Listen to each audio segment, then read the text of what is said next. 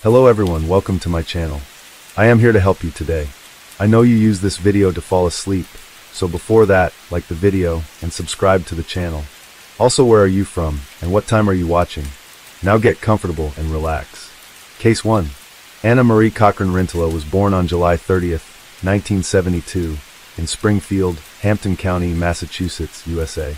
She graduated from Cathedral High School and received training at an emergency services school in Granby, Connecticut. After completing her training, she joined AMR Ambulance Medical Services and worked as a paramedic in Springfield and Holyoke. With a deep passion for her work, she always feels happy when she can help others in their difficult times and even save their lives. While working, Anna Marie met Cara Rintola, a fellow paramedic. The two have completely opposite personalities. Cara is calm, while Anna Marie is natural and open. Yet in 2004, they married, marking one of the first same-sex marriages in the United States. They later adopted a baby girl named Brianna. However, their marriage was not always smooth. On the evening of March 28, 2010, they had an argument over the phone. During this time, a friend of Cara visited their home, and when Anna Marie called from work to check in, she overheard the friend's voice. The friend's presence, without Anna Marie's prior knowledge, left her feeling betrayed. She believed Cara's failure to inform her of the visit was an act of disrespect. Around midnight, she texted Cara, expressing her frustration and stating that she hated their relationship. The following evening, on March 29th, Cara returned home to find Anna Marie dead at the bottom of the basement stairs in their Granby, Massachusetts home. When police arrived at the scene, they found Cara clutching Anna Marie's body, crying and screaming in despair. Initial investigations revealed that Anna Marie had been strangled, sustained head injuries, and that her body was covered in bright paint. Cara told police that Anna Marie had returned home around 8:30 a.m. after finishing her overnight shift. They had coffee together, played with their daughter Brianna, and had lunch. In the afternoon, Anna Marie asked Cara to take Brianna out so she could rest before her next shift that evening. Cara claimed she left the house around 3 p.m. and returned at 7 p.m., at which point she discovered Anna Marie unresponsive at the bottom of the basement stairs. She immediately took Brianna to a neighbor's house and asked them to call 911 before turning around and holding Anna Marie tightly until police arrived. During the investigation, it was revealed that Anna Marie's romantic life prior to her death was complicated. She had been involved in a relationship with Mark Oleksic, a married man she met through her job. Initially, they were just colleagues, but over time, they grew closer. On the day of her death, she texted Mark asking if he could pick her up at Best Buy at 6 a.m. Additionally, Anna Marie, who loved to shop, convinced Mark to co-sign 3 credit cards, including one with an outstanding balance of about $7,000. When questioned by authorities, Mark provided an alibi, claiming that on the day of Anna Marie's death, he had been out shopping and had receipts to prove it. Prosecutors also confirmed that there was no evidence suggesting Mark was angry about the debt, and Anna Marie had in fact paid him back. During her breakup with Cara a year before Anna Marie's death, she also rekindled her relationship with her ex-girlfriend, Springfield Police Officer Carla Daniele. During this time, she owed another $10,000 to Danielle's account before deciding to get back together with Cara in late 2009. However, at the time of the incident, Daniele was at the gym about half an hour away from the scene, and surveillance footage proved Danielle's testimony to be accurate. With no other clues to continue their investigation, detectives returned to focusing on Cara. Upon closer investigation, they discovered that Cara and Anna Marie's relationship was not only strained, but also violent.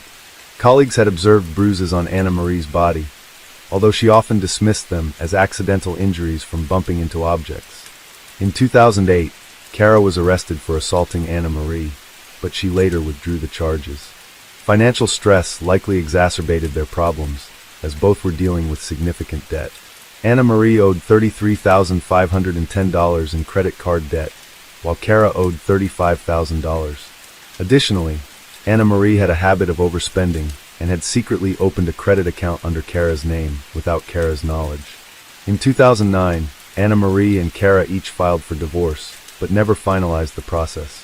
During their separation, Anna Marie temporarily moved into her own apartment in South Hadley, but they reconciled in November of that year. In early 2010, in an effort to repair their relationship, Anna Marie and Cara took their daughter Brianna on a Caribbean cruise, hoping to start fresh. Investigators began questioning the timeline provided by Kara. According to her account, she left home around 3 p.m. that day, but she was not spotted on any surveillance cameras until around 5 p.m. At that time, the cameras showed Kara throwing a rag into a trash bin in the parking lot of a McDonald's in Holyoke. Upon testing, DNA traces belonging to Anna Marie were found on the rag. 2 weeks later, Kara filed a claim for Anna Marie's $512,000 life insurance policy. The payout, however, was delayed due to objections from Charles Cochran, Anna Marie's brother, and the contingent beneficiary. Charles argued that Kara should not receive the money because she might have been involved in Anna Marie's death. Following the incident, Kara took a leave of absence from work and moved in with her mother and stepfather in Narragansett, Rhode Island, along with her daughter, Brianna. She explained that she was not mentally fit to return to the home she had shared with Anna Marie. 6 months later, she sold the house and returned to work for the Ludlow Fire Department. During this period, she stayed with friends in Springfield and traveled back and forth between Rhode Island and Springfield to stay with her parents and Brianna when off duty. In April 2011, Kara resigned from her position and permanently moved to Narragansett to work full-time. Massachusetts State Police Detective Jamie McGarrion, the lead investigator in the case, stated that when he arrived at the scene around 7:20 p.m., Anna Marie's body was already stiff. However, the paint spilled across the scene was still wet, leading him to suspect that someone had tampered with the scene after Anna Marie's death. This unusual detail suggested that the crime scene had been deliberately staged to appear like a break-in. The paint seemed to have been used to cover bloodstains, and a nearby overturned 5-gallon can of paint was found. Additionally, a former medical examiner concluded that Anna Marie likely passed away sometime in the late morning to early afternoon. This raises the possibility that Kara was home at the time, making her testimony even more doubtful. Despite largely circumstantial evidence, Kara was arrested and charged with murder in October 2011. She is currently being held at the Western Massachusetts Regional Women's Correctional Center in Chicopee. Her first 2 trials, in 2013 and 2014, ended in mistrials due to deadlocked juries.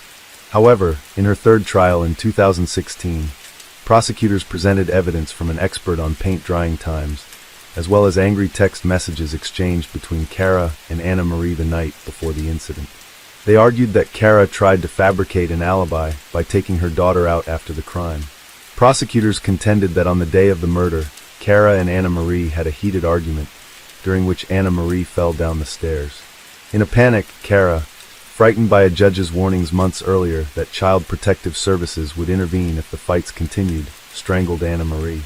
Faced with the choice of calling for help and risking prosecution, losing her home, daughter, and livelihood, or attempting to cover up what happened, Kara allegedly opted for the latter. This time, the jury convicted Kara of first-degree murder, and she was sentenced to life in prison without parole. However, that ruling was overturned in 2021, when a higher court determined that expert testimony about paint drying times was unreliable, leading to a retrial. Kara, who continues to maintain her innocence, made her 4th court appearance on September 6, 2023. During this trial, prosecutors focused on the timeline of the incident and did not call any experts to testify about the paint found at the scene. Kara's defense team countered the timeline with testimony from their own medical expert, who asserted that Anna Marie could have died after 3 p.m. that day. After a month-long trial, on October 5, 2023, Judge Francis Flannery of the Hampshire Superior Court delivered the verdict. Kara Rentala was found guilty of voluntary manslaughter, a lesser charge compared to first-degree murder.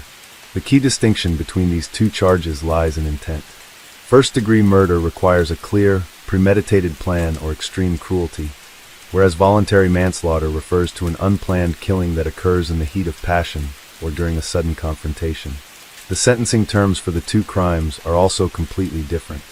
While first-degree murder carries a life sentence without the possibility of parole, intentional manslaughter carries a maximum sentence of 20 years. Ultimately, Kara Rentala was sentenced to 12 to 14 years in prison, minus credit for time already served. Brianna, their daughter, is currently living with Kara's parents and occasionally visits her in prison. Since Anna Marie's death, Kara and her parents have refused to allow Anna Marie's parents to see Brianna. Recently, a judge in Rhode Island granted supervised visitation rights to Anna Marie's parents, Lucian and William Cochran, who live in Springfield and often care for Brianna. Years after Anna Marie's murder, the people of Massachusetts remain shocked and saddened by the tragedy. Russell Anderson, chief of the Granby Fire Department, who had employed both Anna Marie and Kara as EMTs, stated that both were excellent employees who always performed their duties well. He shared that he wanted Anna Marie's attacker to be brought to justice, but admitted he could never have imagined the perpetrator would turn out to be her partner. Case 2. Tammy Epperson was an attractive woman who had a modeling career, but left the industry due to substance abuse, and spent her life on Skid Row in Los Angeles. By the age of 30, she was addicted to drugs. However, Tammy recognized her problem and was determined to change her life. She decided to enter a rehabilitation program, and by 2000, at the age of 38, she had successfully turned her life around. Despite a long battle with addiction, Tammy was able to regain control and break free from the vicious cycle of substance abuse. She had completely overcome her bad habits and started a new chapter in her life. She decided to help others so that they too could find opportunities to improve their lives. Tammy lived in Banton Plaza, a community designed to support people looking for a fresh start. The state-funded facility serves as a safe haven for those who are beginning to recover from addiction, as well as those who have succeeded. For many, it becomes a place of protection from the outside world. The area is fenced and guarded by 24-hour security, and visitors are required to sign a logbook upon entry. Unfortunately, these security measures were not enough to deal with what happened next. Tammy lived in a small studio on the ground floor, where she was attacked by an attacker inside the building. When police arrived at the scene at around 9 p.m. on November 13, 2000. At the crime scene in Tammy's room, all the furniture was destroyed, glassware, ceramics, and appliances were all smashed and scattered on the floor. Tammy's personal belongings were thrown onto the bed, suggesting that the attacker may have been looking for something. Police suspect the motive may have been theft or drug-related activity. Tammy was lying on the floor, her face severely disfigured. Police considered the possibility that she had been abused, based on the nature of her injuries and the state of her clothing. The small space of the room, combined with the brutality of the attacker, left police stunned. According to police, the perpetrator targeted Tammy, slamming her against the wall multiple times, causing serious injuries. Tragically, the attacker did not stop there, continuing to beat her once she was on the floor. He used whatever he could find as a weapon. The attacker violently attacked Tammy, and then destroyed everything around her. This would have created a lot of noise, but none of the neighbors reported anything to the police during the incident. The police noted that the level of decomposition of the body indicated that she had been dead for at least a day before the police arrived. However, all the neighbors claimed that they had not heard anything, which seems unlikely given the poor soundproofing of the apartment. A close friend of Tammy's had previously reported to the police that he had not been able to contact her for several hours and was starting to worry. Eventually, he heard others saying that Tammy might be dead. Out of concern, he contacted the police. The police took his claims to heart and decided to send officers to check on Tammy in her apartment. Her once beautiful face was unrecognizable due to disfigurement. A large screwdriver, discovered under Tammy's shoulder, was likely the weapon used. Deep circular holes in her face led forensic experts to determine that this tool had been used in the attack. One of the police officers quickly speculated that the attack may have been motivated by Tammy's beauty. She was very attractive, and it seemed as if someone had wanted to ruin that beauty.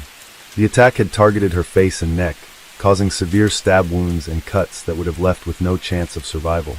A forensic expert was called to the scene to examine evidence in the apartment. His goal was to analyze the situation accurately, reconstruct the sequence of events, and piece together a comprehensive understanding of the crime scene. He spent 7 hours working in Tammy's apartment. This was followed by many more hours dedicated to analyzing, recording, processing, and organizing all the information gathered. A significant amount of blood was found in the bathroom, while the body was found in the living room.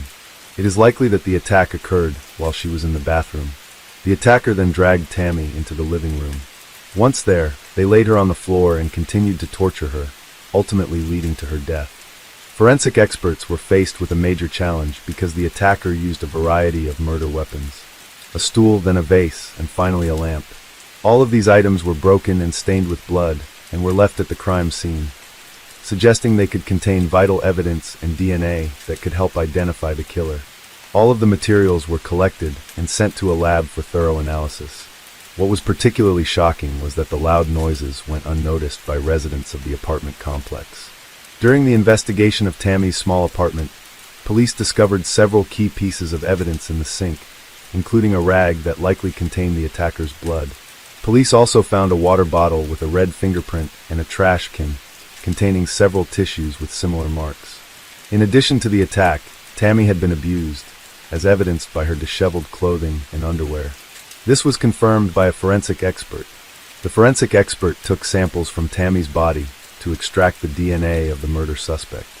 Due to the nature of the crime, the police began searching for Tammy's relatives. Inside her apartment, they found several framed photos of her modeling career and an educational certificate, along with documents about her addiction treatment. There was no sign of any family, friends, or boyfriends in her belongings. According to acquaintances, Tammy had indeed overcome her bad habits and was living a normal life. However, she still had many suspicious people around her who were struggling with addiction. Not only did she overcome her addiction, but she also got a respectable job. Tammy became an office manager at a Hollywood phone service that catered to celebrities. She also volunteered at a nearby church where she supported people struggling with addiction. She took on the role because she wanted to help people in need, because the attacker intended to harm her appearance, and because she was very attractive. The police suspected that the attacker could be Tammy's rejected lover or a secret admirer. Soon after, the police received information about a potential suspect. A resident of the apartment complex informed the police that the attacker could be Ronald Sims. He had a history of serious drug addiction and was still struggling with his own problems. Ronald had previously dated Tammy, but their relationship ended when she overcame her addiction, while he was also struggling to overcome his. Despite this, they remained in touch and maintained a friendly relationship. Tammy believed that Ronald needed her support, so she offered him advice and guidance based on her own experiences. Police quickly contacted Ronald as a potential suspect in the murder. However, he denied any wrongdoing, claiming he had a friendly relationship with Tammy and that they had never fought. He insisted that he could never hurt her. Ronald shared a darker story. He said that Tammy had met a man in her church counseling sessions who had become a stalker. To ensure her safety, Ronald felt the need to keep an eye on her. This stalker was Troy Powell, a 32-year-old man who was on probation after serving time for previous crimes. The three were friends and often socialized together, attending church together. However, it was felt that Troy had romantic feelings for Tammy. From their first meeting, he began pursuing her, showering her with flowers and stuffed animals. He would wait for her in his pickup truck almost every day, offering to give her rides. During the citywide bus driver strike, Tammy would occasionally ride in his truck, though she usually rode with someone else. Ronald knew Troy struggled with addiction, and Tammy considered him potentially dangerous, which is why she rarely took him up on his offers. She told Ronald multiple times that she only sought Troy's help occasionally. However, Troy misunderstood her as being willing to rely on him and believed that he had a chance with her. In reality, Tammy felt obligated to help him overcome his addiction, but had no desire for a romantic relationship. She gave him advice and support while keeping her distance. She made it clear to him that she was not interested in anything more than friendship. Despite this, Troy became increasingly persistent, and his obsession with Tammy became more evident. As a result, Tammy tried to avoid close contact with him. Ronald believed that Troy was involved in her murder. Troy was aggressive, short-tempered, and obsessive towards her. In Tammy's apartment, the police found a disturbing phone book containing records of many calls from Troy. The notes detailed the times he called, the length of time they talked. Many of these notes indicated that Tammy had asked him to stop calling her. Despite this, Troy continued to contact her on the same day, and for a long time. Eventually, one of Troy's acquaintances informed Ronald that Troy had confessed to the murder. Ronald then reported this to the police. According to witness statements, Troy stated that he had visited Tammy. They had talked, but then they had an argument. In a fit of rage, he said he had killed her. Troy was missing and may have escaped. The police checked the logs of Tammy's residence and discovered that Troy had entered the building on the day of the murder and left just hours later. As Troy leaves the building, he is asked about Tammy, as residents are required to accompany visitors. Troy smirked and claimed that Tammy was resting, and the guards believed him and allowed him to leave. He was the last person to visit Tammy's apartment. That same day, Ronald said he had plans to work with Tammy at the church. He tried calling her, but she didn't answer, which was unusual. The church confirmed that Tammy had not shown up. The next morning, Ronald went to her work, but she was still absent. He was struggling with substance abuse at the time and was not allowed into her apartment. However, he noticed Troy's red pickup truck parked outside, which made him worried. He continued to try calling Tammy, but she still did not answer, so he decided to call the police. Police pieced together the events of that tragic day and concluded that the night before the murder, Tammy left church with Troy. They stopped at a store where he bought a Bible. Troy convinced her that he needed help and advice with his addiction. Tammy felt she couldn't say no to him, which led him to her home. Police investigated Troy Powell's criminal history and discovered a long list of convictions, including serious offenses such as drug use and distribution, theft, and abuse. He had previously served time in prison for assaulting another woman he was stalking, who survived. Troy was clearly a danger to society, especially to women. Despite his criminal record, he appeared attractive to women. Police were able to locate Troy's vehicle, a red pickup truck with a description. Ronald gave a detailed account, saying that he had seen the car that Troy had used to meet Tammy on the day of the massacre. The police had a breakthrough when one of the patrol officers spotted an unfamiliar car in the hotel parking lot. The patrol officer identified it as a bright red pickup truck. He checked the license plate number and confirmed that it was Troy's car. The police were notified and quickly arrived to arrest Troy. They stood outside the hotel, waiting for Troy to drive away. Troy finally showed up, and he was arrested. The detainee identified himself as Charles Vinoy, and after examining the documents, they confirmed that he was telling the truth. Despite this, the authorities decided to detain him and investigate the red marks on his hat. He explained that his friend Troy had given him the car the day before, and that he had taken it that night along with a jacket, a camera, and other items. Charles and Troy were former cellmates and had kept in touch after their release. The police quickly searched the hotel room and found a camera with film. After being developed, the photos showed Tammy, Charles, and Troy together. Charles said that they had all met at a church where Tammy supported people recovering from substance abuse problems. The DNA test took longer than expected, but eventually confirmed that the blood found on the baseball cap did not belong to Tammy. The police decided to question Charles, who eventually revealed that he had important information, but wanted protection from prosecution in exchange for it. The police agreed to his terms. Charles claimed that Troy had confessed to killing Tammy, who never returned his feelings. Troy gave Charles the pickup truck and planned to escape from the police. Charles Vinoy claimed that he had nothing to do with the case. However, during questioning, he provided details about Tammy's death that only the criminals or witnesses would know. It is unclear whether he learned this information from Troy or if he was present at the crime scene. As a result, Charles was forced to cooperate with the investigation. He informed the police that Troy was supposed to call him at 7 p.m. that same day. Charles agreed to assist the police in apprehending the killer. Troy then called Charles, and during that time, the police were able to locate Troy. He was arrested while in a hotel. His DNA was found on Tammy's body after the attack, and multiple fingerprints linked him to various items. Tammy's blood was also found on his clothing, leading Troy to be held responsible for the crime. In his confession, Troy admitted to killing Tammy, but claimed that he was insane at the time. He said he had mental health issues and had not taken his prescribed medication for a long time due to financial difficulties. Troy was charged with premeditated murder, burglary, abuse, and torture, giving the prosecution a strong case for the death penalty. However, Troy denied responsibility. He claimed that he suffered from a mental disorder that made him unfit to stand trial. A psychiatric evaluation was therefore ordered, which ultimately determined that he was sane during the attack. Troy recounted the events of the case in detail to his friend Charles, who later became a key witness for the prosecution. Troy attributed his actions to childhood trauma, saying that he had suffered from abuse by his alcoholic father throughout his childhood. He argued that this had led to a psychological problem that caused him to react violently whenever he was rejected by a woman. A key moment in the hearing was Troy's testimony in his defense. He admitted that he could have been the killer, but claimed that he could not remember anything. He also believed that Tammy was still alive when he left the apartment, arguing that the murder was not planned.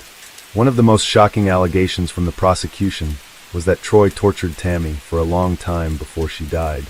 The jury found Troy Powell guilty on all counts, and he was sentenced to death. He is currently on death row at San Quentin State Prison, awaiting execution. Welcome back to our channel. Today we will explore a new case. The case of Sabrina Zunick. Sabrina Zunick was born on October 27, 1994, in Cleveland, Ohio, United States. Her father is Mark Zunick, and her mother is Susan Edwards.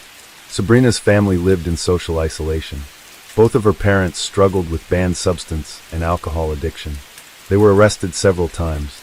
Therefore, from the age of 3, her grandmother took over her upbringing.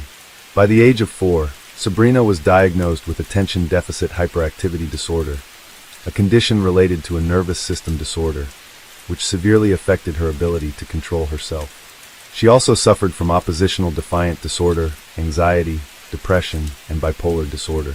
Throughout her childhood, Sabrina faced great difficulties in controlling her behavior. She often displayed aggression and lack of self-control, leading to conflicts with her classmates. This continued throughout her adolescence, causing her to become increasingly isolated and unable to maintain normal social relationships. At age 14, Sabrina was removed from her grandmother's care and placed in an orphanage run by the Lake County Department of Children's Services. She lived in the orphanage for 2 years. In 2011, Sabrina was adopted by Kevin Knopfel and Lisa, so moved to live with them in Willoughby Hills, Ohio. Lisa Knopfel is a compassionate woman who cares for and supports those around her. Lisa, born on May 2, 1971 in Reynoldsburg, Ohio, she is the daughter of Clark and Rita. After marrying Kevin, she moved to Lake County in 2000 and became the mother of 2 daughters, Megan and Haley. With a kind heart and a passion for learning, Lisa works as a social worker in the juvenile department of Cuyahoga County, Ohio. Her biggest dream is to open an orphanage where she can provide care and love to children in difficult circumstances. In here, Lisa met Sabrina. Joining the Knopfel family had a profound and transformative impact on Sabrina. As a high school student, she began to develop a love for learning, improved her grades, and started planning for her future.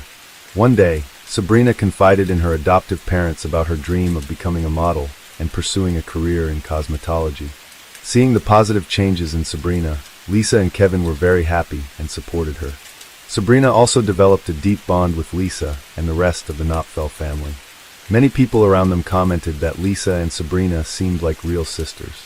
Sabrina often expressed her admiration for Lisa, considered her a role model, and affectionately referred to her as older sister. However, the peace in the family didn't last long. Problems emerged 6 months after Sabrina joined the household. Out of nowhere, Sabrina began accusing Lisa of not loving her and favoring Lisa's biological daughters. As the relationship between Sabrina and Lisa worsened, Sabrina grew closer to Kevin. Friends and family began noticing unsettling behavior between the two. Their conversations and jokes seemed more like those of a couple than a father and daughter. On October 27, 2012, Sabrina turned 18. Legally, she was supposed to leave the foster home and live independently. However, Sabrina requested permission from her adoptive parents to stay and finish high school. Then, in the early hours of November 16, 2012 at around 1 a.m., Sabrina grabbed a 10-inch serrated kitchen knife, entered Lisa's bedroom, and silently stood by her bed for 15 minutes, watching her sleep. Suddenly, Sabrina began stabbing Lisa repeatedly. Lisa woke up after the first strikes and screamed in pain. Her cries woke her 13-year-old daughter, Megan, who ran to the bedroom and saw Sabrina holding the knife. Terrified, Megan ran to call emergency services, sobbing and screaming that her sister was attacking her mother. When law enforcement arrived, they found Sabrina with several minor cuts on her body, holding a knife and appearing to be in shock. At this time, she followed officers' instructions to drop the knife and put her hands behind her head. She was arrested without resistance but refused to answer any questions once at the police station. During a search of the house, officers discovered Haley, Lisa's youngest daughter, locked in a closet. That night, Kevin was out of town on a business trip, he working as a truck driver. He learned about the incident when the police called him. Shortly after, Kevin called 911 to check on the condition of his daughters. He was told he could come to the police station to pick them up. The next day, Kevin arrived at the police station with an unexpectedly calm demeanor. His unusual composure surprised the officers. They thought they would see a man grieving over his murdered wife, but he seemed unperturbed. Without answering any questions, Kevin quietly took his daughters home, without showing any obvious emotion. Kevin's attitude not only hard to understand the police, but also aroused concern from his and Lisa's relatives and friends. They found it strange that he did not appear sad or depressed after such a great tragedy. Immediately afterwards, Kevin tried to request to visit Sabrina in prison, but this request was denied. When he was not allowed to see Sabrina, Kevin's calm demeanor quickly turned to anger. He returned home with a visibly upset expression. The brutal crime shocked the local media. Lake County Police revealed that Lisa had sustained 178 injuries to her head, neck, torso, and limbs. Although Sabrina was quickly identified as the killer, investigators were initially baffled by her motive for committing such an appalling act. In the 10 months following the murder, detectives worked tirelessly to piece together the evidence. The suspicious relationship between Sabrina and Kevin became the focus of the investigation. Through interviews with those involved, some remarkable information emerged, shedding light on the complex nature of the case. One of the first revelations came from a close friend of Sabrina's. She said that Sabrina had confided that she had allowed Kevin to take nude photos of her in exchange for money. This event immediately raised suspicions about an illicit relationship between Kevin and his adopted daughter.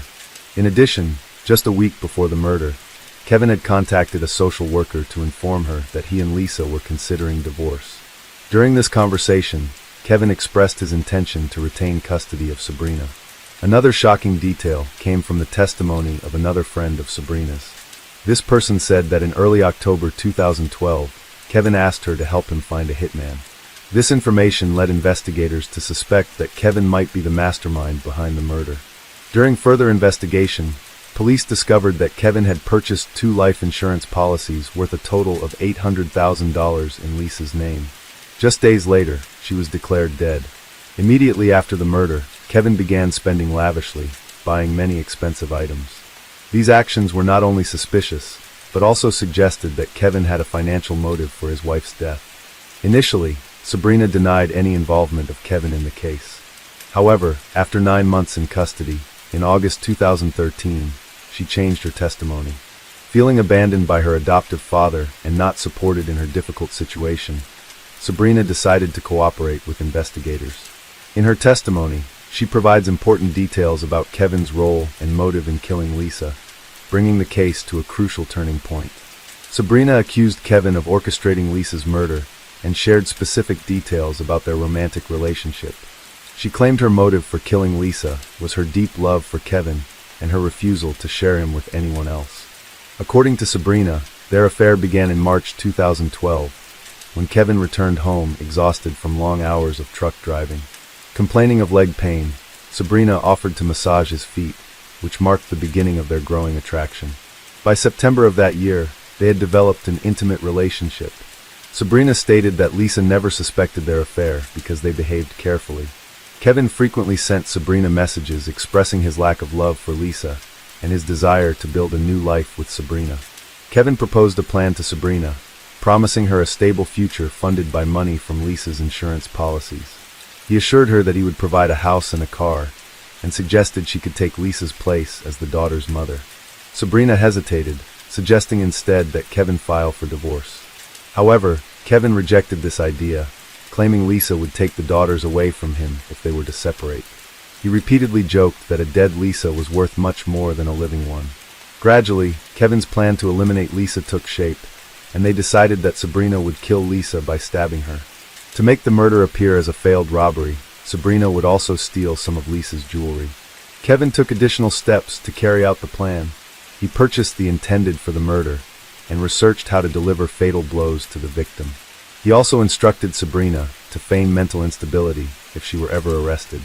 Sabrina revealed that the final turning point occurred on the morning of November 15th, the day before the murder. While driving her to school, Kevin abruptly stopped the car and began crying. He admitted to Sabrina that he had fought with Lisa the previous night and confessed that he would self-harm if Lisa remained alive. Fearing that the man she loved might take his end life, Sabrina resolved to kill Lisa. Based on Sabrina's testimony, investigators decided to arrest Kevin. On August 9, 2013, he was taken into custody. He charged with conspiracy to commit aggravated murder and accessory to murder. In exchange for the possibility of parole, Sabrina agreed to testify against him. Besides, The defense has announced plans to appeal the verdict and intends to focus on expert testimony regarding Sabrina's mental health issues, arguing that her mental disorders were the sole reason she committed the murder. The trial of Kevin began in May 2014, the prosecutor asserting that there was no doubt Sabrina committed the murder. However, he stressed that Kevin was fully aware of what would happen on November 16 and actively assisted Sabrina in planning the crime, which made him equally culpable. When Sabrina testified, she admitted to having an affair with Kevin and explained how they planned the crime together. She claimed the plan was Kevin's idea and said she went through with it only because she loved him and didn't want him to suffer. Sabrina told the jury she wanted justice, emphasizing that she wasn't the sole person involved. The prosecution focused on Kevin's suspicious behavior after Lisa's death, in an attempt to clarify his motives and his unusual demeanor. The police officer who met Kevin the day after the murder testified that Kevin appeared unusually calm and unemotional under such circumstances. A co-worker of Lisa's was also called to testify. She recalled that she brought food to Kevin's home after Lisa's death to comfort the family. However, she noticed that Kevin acted very calmly, seemingly unaffected by the loss. Lisa's co-worker also said that at the funeral, Kevin did not show any signs of grief, which struck her and others as unusual. In addition, a representative from the insurance company was also called to testify. This person revealed that Kevin had contacted them the morning after the murder, asking about the claim procedure from the life insurance policy he had purchased for Lisa not long before. These details were presented by the prosecution to highlight Kevin's cold and calculating nature in the events surrounding Lisa's death. The trial also included testimony from the Lake County medical examiner, who described the horrific injuries Lisa sustained. He detailed 2 fatal wounds, one to her jaw, which severed her carotid artery, and another to her chest. The examiner added that the large number of wounds indicated Lisa resisted fiercely and fought for her life for several minutes before succumbing to her injuries. These gruesome descriptions underscored the brutality of the crime. Although investigators could not provide copies of the text messages exchanged between Sabrina and Kevin, they presented data on the number of messages and calls exchanged. According to the operator, the two exchanged 1,491 text messages and made 78 calls between November 1st and November 16th, 2012. Kevin's lawyer argued that Sabrina should be considered solely responsible for Lisa's murder. He pointed out that investigators had no physical evidence proving Sabrina and Kevin were lovers. Furthermore, there were no specific text messages that directly implicated Kevin in planning Lisa's death. The defense argued that the prosecution's case rested entirely on Sabrina's testimony, which secured her a reduced sentence in return. The lawyer asserted that Kevin should be released, claiming the charges against him were baseless. He argued that Sabrina killed her adoptive mother not because of Kevin's influence, but because Lisa, 2 weeks earlier, had demanded Sabrina move out of their house by January 1st, 2013. Meanwhile, Kevin refused to testify in court. Next, after a 9.5-hour hearing on June 11th, the jury found Kevin Knofel guilty on all 11 charges. On August 6, 2014, Judge Joseph Gibson sentenced Kevin to life in prison, with the possibility of parole after 30 years. This means Kevin will be eligible for parole in 2044, at the age of 73. After the trial, in which Sabrina gave detailed testimony about her role in Lisa's murder, the judges found her guilty of premeditated murder with aggravating circumstances. During the trial, Sabrina's defense attorney emphasized that she had admitted her guilt. Sabrina also confirmed this admission during a hearing in August 2014, expressing remorse for her actions. On September 29, 2014, at the age of 19, Sabrina Zunick was sentenced to life in prison with the possibility of parole after 30 years. This means she will be eligible for parole in 2042, when she turns 47. Sabrina broke down in tears upon hearing the verdict. In explaining the sentence, the judge stated that the only reason Sabrina was being considered for parole was her cooperation with investigators. However, the judge also noted that, although Kevin manipulated and used Sabrina to carry out his plot, her brutal actions went far beyond original plan. In addition to the life sentence, the court ordered Sabrina to pay $6 million in compensation to Lisa's 2 biological daughters, Megan and Haley Knofel, to help them overcome the emotional and financial losses caused by their mother's death. Currently, Sabrina is serving her sentence at the Dayton Correctional Facility, a women's detention center in Ohio. The prison, established in 1987, is known for its rehabilitation and education programs designed to help inmates rebuild their lives. Sabrina will spend most of her life in prison, facing the consequences of her actions and the indelible memories of a murder that changed many lives forever. Case 3. The case of Doreen Erbert. Doreen Erbert was born on November 29, 1952, in California, into a family of 5 children. From a young age, she was a kind and positive person, always looking for ways to help others.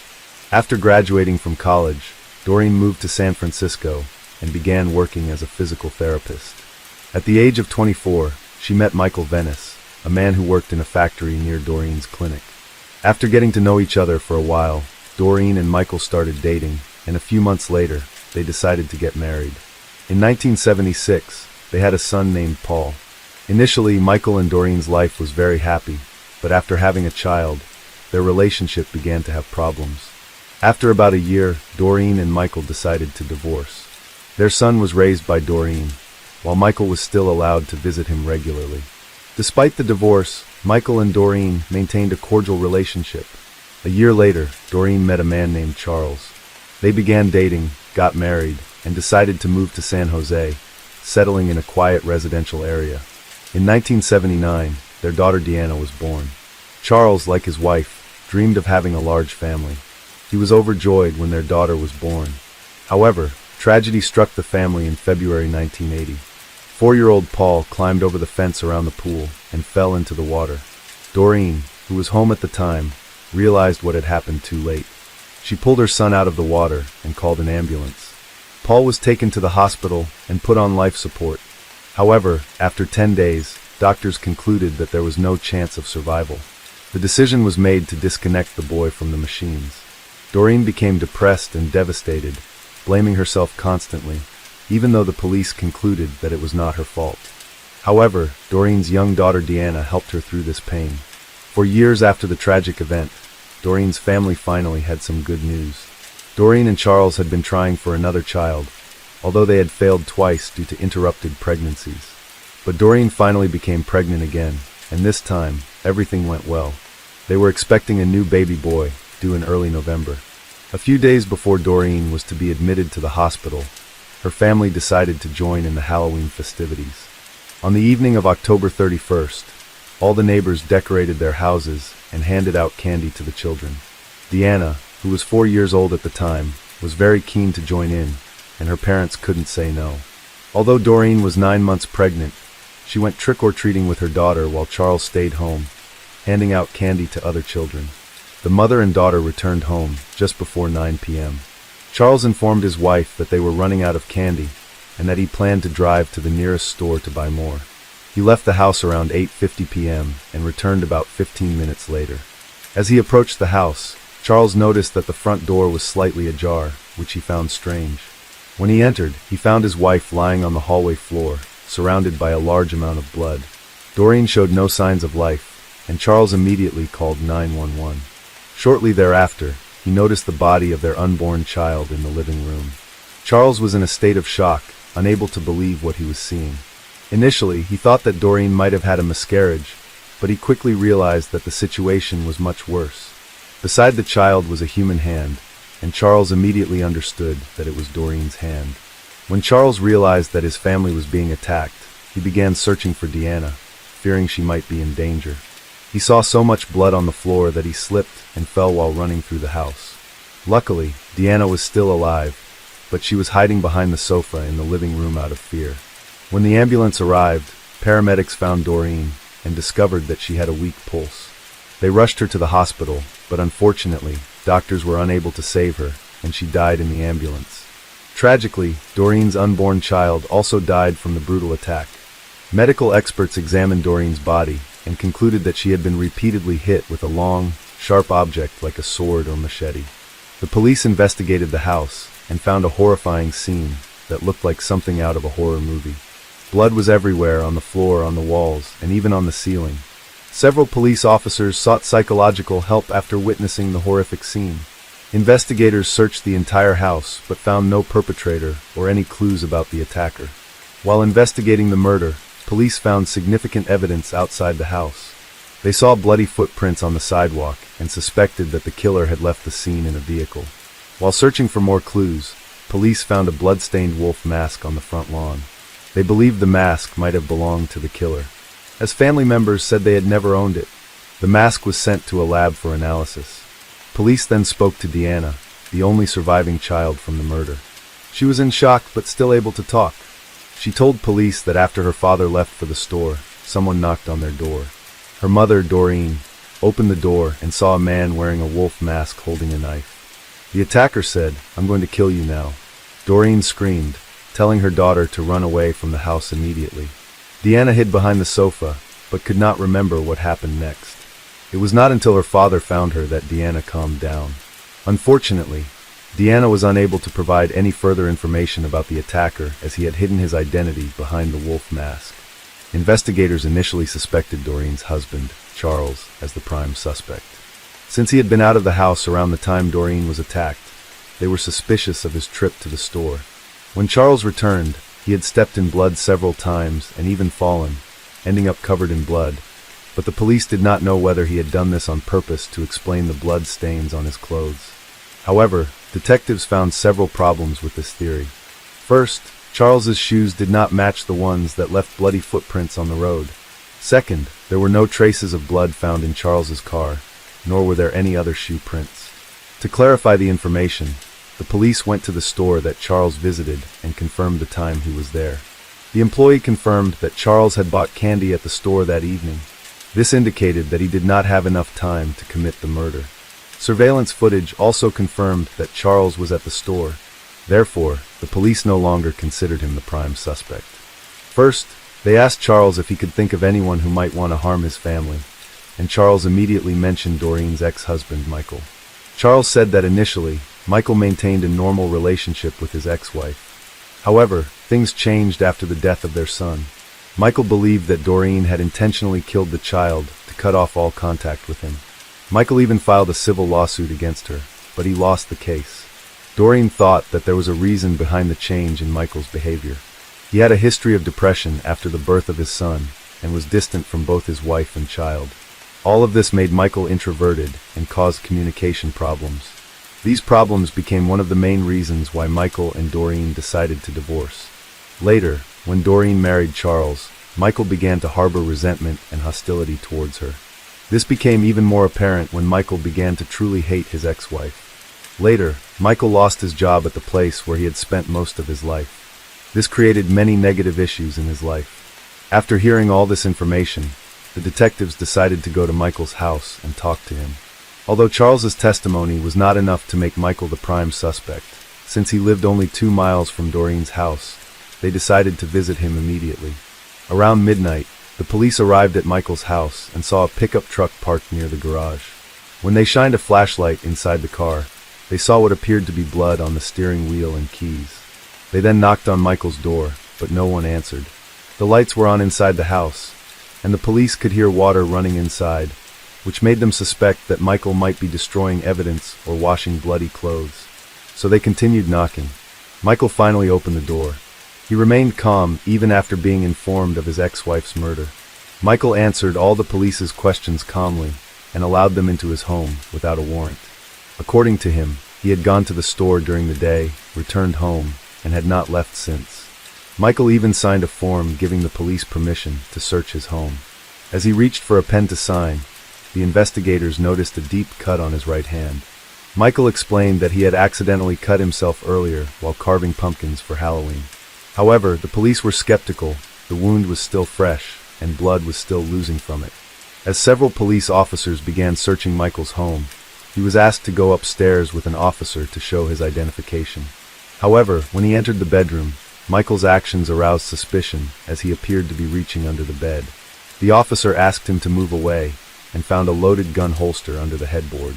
After discovering the weapon, the police took Michael downstairs to meet with other officers. Their colleagues discovered other suspicious evidence. They found drops of blood on the floor, which led them to the garage, where there was a washing machine and bloody clothing.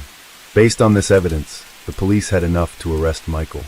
Detectives and forensic experts investigated Michael's home, looking for more evidence that could connect him to the murder. Police are awaiting the results of blood analysis and have discovered other grisly signs. Initially, the police discovered an empty box containing an 18-inch machete. Medical experts determined that the shape of the knife matched the wound on Doreen's body perfectly. In addition, the police found 2 makeshift coffins in Michael's home, raising suspicions that they might be for Doreen and Charles. They also found mortuary bags, the type typically used by paramedics, in Michael's home. The presence of these items made the police question Michael's innocence.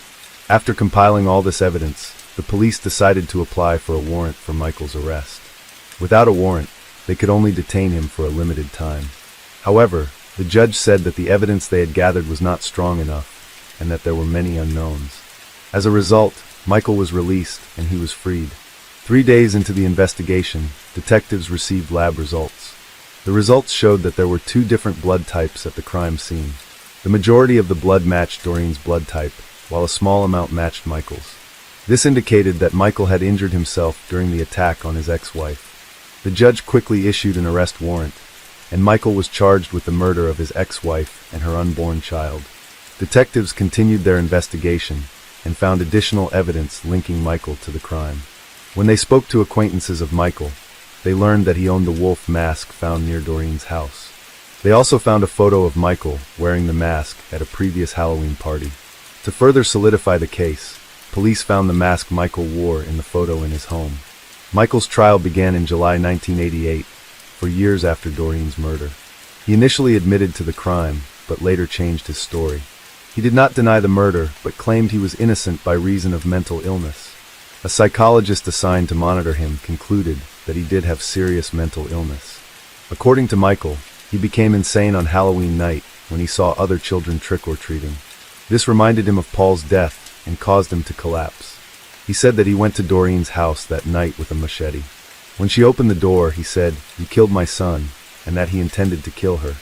She immediately recognized the man behind the mask, shouted at her daughter to run, and the next second, Michael attacked her.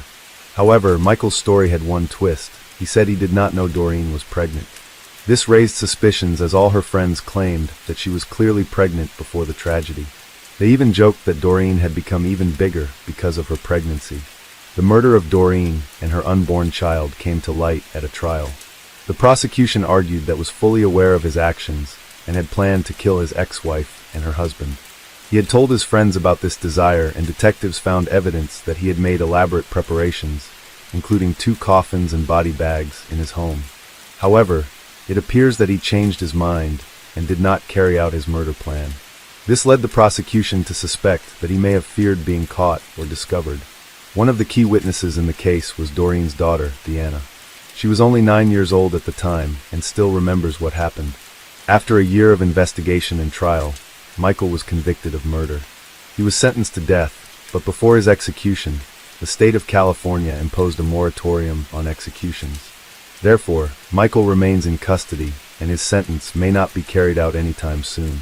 The case left a deep mark on Deanna's life. Years later, she was still haunted by the horrific memories of her mother's death. However, she decided to forgive Michael and try to forget the past. Case 4. The case of Ryan Widmer. Sarah and Ryan Widmer met at a favorite coffee shop. Ryan ordered a cup of coffee while Sarah was waiting in line and happened to see a book on his table that she had just finished reading. Their shared interest in literature opened up their first conversation. Gradually, they spent many hours discussing common topics such as books, movies, music, and daily routines. Through the conversation, they discovered that they both loved nature, travel, and animals. After each meeting, their relationship became closer and more trusting of each other. Their understanding and trust grew more and more. Finally, their relationship developed into love. After a few months of dating, Ryan proposed to Sarah at a romantic sunset at the same coffee shop where they met. Sarah felt very happy and agreed to the proposal. The young couple planned their wedding and found a 2-story house in Hamilton. Finally, on April 10, 2008, their wedding took place. They chose a small church to hold the wedding ceremony with the participation of close friends and beloved family. Everything, even the smallest details, was planned by Sarah in a special way. On the important day, Sarah looked gorgeous and beautiful, and Ryan couldn't take his eyes off her. After the wedding and the party, The couple decided to go on a honeymoon to the Hawaiian Islands, where they spent 2 weeks exploring the beautiful paradise and enjoying time together. At this time, they were deeply in love and had already planned for the future, dreaming of having children. On the evening of Monday, August 11, 2008, after finishing work at the dental clinic, Sarah met Ryan at a cafe. They had dinner and talked happily. After that, they walked home. Sarah packed her groceries and sat down on the couch. Ryan brought her a glass of water and a headache pill. He gave her a bath, and they finished watching their favorite TV show together. Sarah went upstairs to the bedroom. She undressed, folded her clothes neatly, prepared a towel, lit a scented candle, and turned on her favorite music. Ryan pressed the button on the TV remote, pausing a few times on the football game. He lay on the couch for no more than 10 minutes. He called his wife, but Sarah didn't hear him, so he slowly went upstairs. In the bedroom, Ryan turned on the TV and called Sarah again. There was silence. In a panic, he went into the bathroom, where he found Sarah lying face down in the bathtub. Ryan unplugged the bathtub and took out his phone to call 911. At 10:49 p.m., under the direction of the police, Ryan finally got Sarah out of the bathtub and performed CPR on her. Within 6 minutes, an ambulance and police were at Ryan's home. An initial inspection of the scene caught the attention of the police. The bathroom was dry and clean, with no signs of water or scattered objects. Sarah was lying on the bedroom floor, naked, her skin dry. Only her wet hair suggested she had drowned. A paramedic performed CPR when there was no pulse. A pinkish-white fluid flowed from Sarah's nose and mouth. 2 attempts to intubate Sarah while she was lying on the bedroom floor were unsuccessful. Sarah was then rushed to the emergency room, and 2 more attempts were made to bring her heart rate back to normal with a defibrillator, both unsuccessful. During this time, Ryan remained by his wife's side. Within 20 minutes of arriving at the hospital, they attempted to revive Sarah, but at 11:41 p.m., an emergency room doctor pronounced her dead. Ryan knelt in the hospital hallway and cried. Relatives and friends of the couple could not have imagined that just 4 months after their wedding, a tragedy would strike that would shock the entire city and make Ryan the prime suspect in Sarah's death. When the police questioned him at the hospital, Ryan's initial statements raised suspicions. Ryan claimed that he and his wife had been home that night. They had dined out, returned home, and watched TV. Then, because his wife had a headache, Ryan gave her painkillers and led her to the bathroom. Some details in Ryan's statement did not match the emergency call records. The victim had collapsed face down while Ryan said his wife was lying face up. This discrepancy made the police question Ryan's statement. Ryan was deeply shocked by what had happened. He kept calling Sarah's name. Under pressure from the police, Ryan was forced to participate in the investigation to find out information about Sarah's death. He agreed to allow his house to be searched. Analysis of the medication Sarah had taken showed that it was a common painkiller commonly used to treat headaches and migraines. However, she had been taking a course of medication that altered her hormones and caused her to fall into an uncontrollable sleep. After searching the house, traces of blood were found on the carpet. During the investigation, the police discovered several signs that made them suspicious of Ryan's story. When they arrived at the scene, the bathtub and tiles were dry with no signs of water. No wet items, clothing, or other items were found in the house that could have soaked up the water. The autopsy revealed that Sarah had several injuries to her body, including bruises to her head, neck, armpits, and lips. However, there were no signs of a struggle or resistance. Sarah's fingernails were intact, not broken or chipped. This does not fit the theory that Sarah was murdered after a struggle. Sarah's autopsy, conducted by Dr. Russell Appointment Grove, showed that she died of drowning. During the autopsy, experts also discovered multiple muscle hemorrhages in the front of her neck and bruises on her head. These injuries were determined to have occurred before her death. However, the cause of these injuries is still unknown. Toxicology tests ruled out the presence of illegal substances or alcohol in Sarah's blood. This makes the question of what caused her death even more difficult to answer. On August 13, 2008, Ryan was arrested on suspicion of murdering his wife. The charge was based on the emergency call, a scene that did not match the reality, and the injuries on Sarah's body.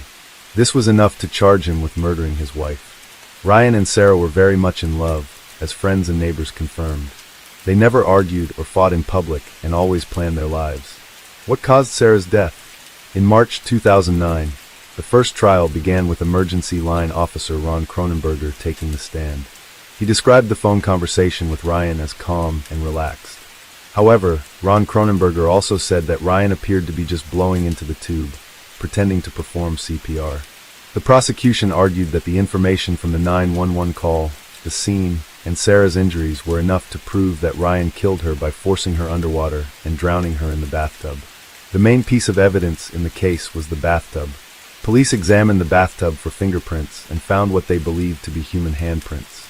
These were located closer to the middle of the bathtub. Using a reflective ultraviolet photographic process, fingerprints and stains were found on the bathtub. A fingerprint was found on the forearm, and hair follicle testing determined that it was left by an adult male, but the age of the fingerprint could not be determined. The police called in a medical expert, who testified that falling asleep and dying in a bathtub was unlikely unless illegal drugs or alcohol were involved. According to the expert, the sensation of water on the face could have awakened the person or triggered a reflex response to the airway. Otherwise, the reduction in oxygen in the muscles would have likely awakened the victim. In addition, the pathologist who performed the autopsy was called to testify. He stated that if Sarah had a dry body and wet hair, a likely explanation would be that her head had been pushed off the edge of the bathtub, toilet, or sink. She could have been pushed forward or backward, in running water or in a full bathtub. According to the prosecution's case, Ryan held Sarah's head underwater until she drowned, and on that basis, he should be convicted. Ryan's defense attorney argued that he was innocent, and that he had no motive to kill Sarah. The attorney said that if there had been a violent struggle, as the prosecution argued, there would have been evidence of that. However, there were no injuries on Ryan, and Sarah's fingernails were not broken or chipped. The attorney said that the injuries found on Sarah were the result of prolonged CPR, direct cardiac massage, and multiple attempts at intubation that night in the house, in the ambulance on the way to the hospital, and at the hospital itself. At the defense's request, a second autopsy was performed. Dr. Werner Spitz performed a second autopsy and again confirmed that the cause of death was drowning. He observed injuries to her neck, arms, upper lip, skull, a lacerated liver, and bleeding from her neck, but could not determine whether these injuries were due to CPR. Those present argued that the paramedics had been trying to resuscitate Sarah for about 45 minutes, and that the deep bleeding inside Sarah's neck could have been caused by N4 being inserted into the area, because paramedics could not reach the veins in her arms. Instead of ruling it a homicide, Dr. Werner Spitz ruled Sarah's death undetermined. The defense said her skin was dry because it dries faster than her hair. They also said that when Ryan found his wife unconscious, he pushed the drain in the bathtub, tried to help her, and called emergency services. This chain of events explains why her body was drier than expected. The water had drained out of the bathtub even before Ryan called 911. However, it is not yet known whether the jury's verdict would have changed if they had received credible evidence that Sarah's medical condition could have caused the drowning. The official reason for denying a new trial was that the jury had made errors in its investigation. Ryan was surprised when Jennifer Cruz came to the prosecutor's office to testify about Ryan's guilt. She said she was friends with Ryan, and that he had been in regular contact with her by phone or email.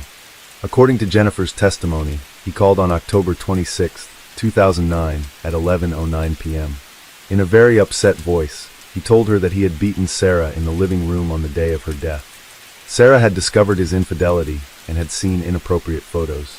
They had argued for a long time, first downstairs and then in the bedroom. Ryan pushed her into the bathroom and left his wife there without checking to see what had happened to her. He was angry, and after calming down, he found Sarah floating in a bathtub full of water. To cover his tracks, he wiped up the water on the bathroom floor with a towel and came up with a plan for the accident. Ryan's attorneys worked hard to prove his innocence. They tried to throw out Jennifer's testimony because they thought it was unreasonable. One obvious example was that no towels were found in the house, including the dryer, and there was no evidence of infidelity in their marriage. The family had no financial problems and never argued.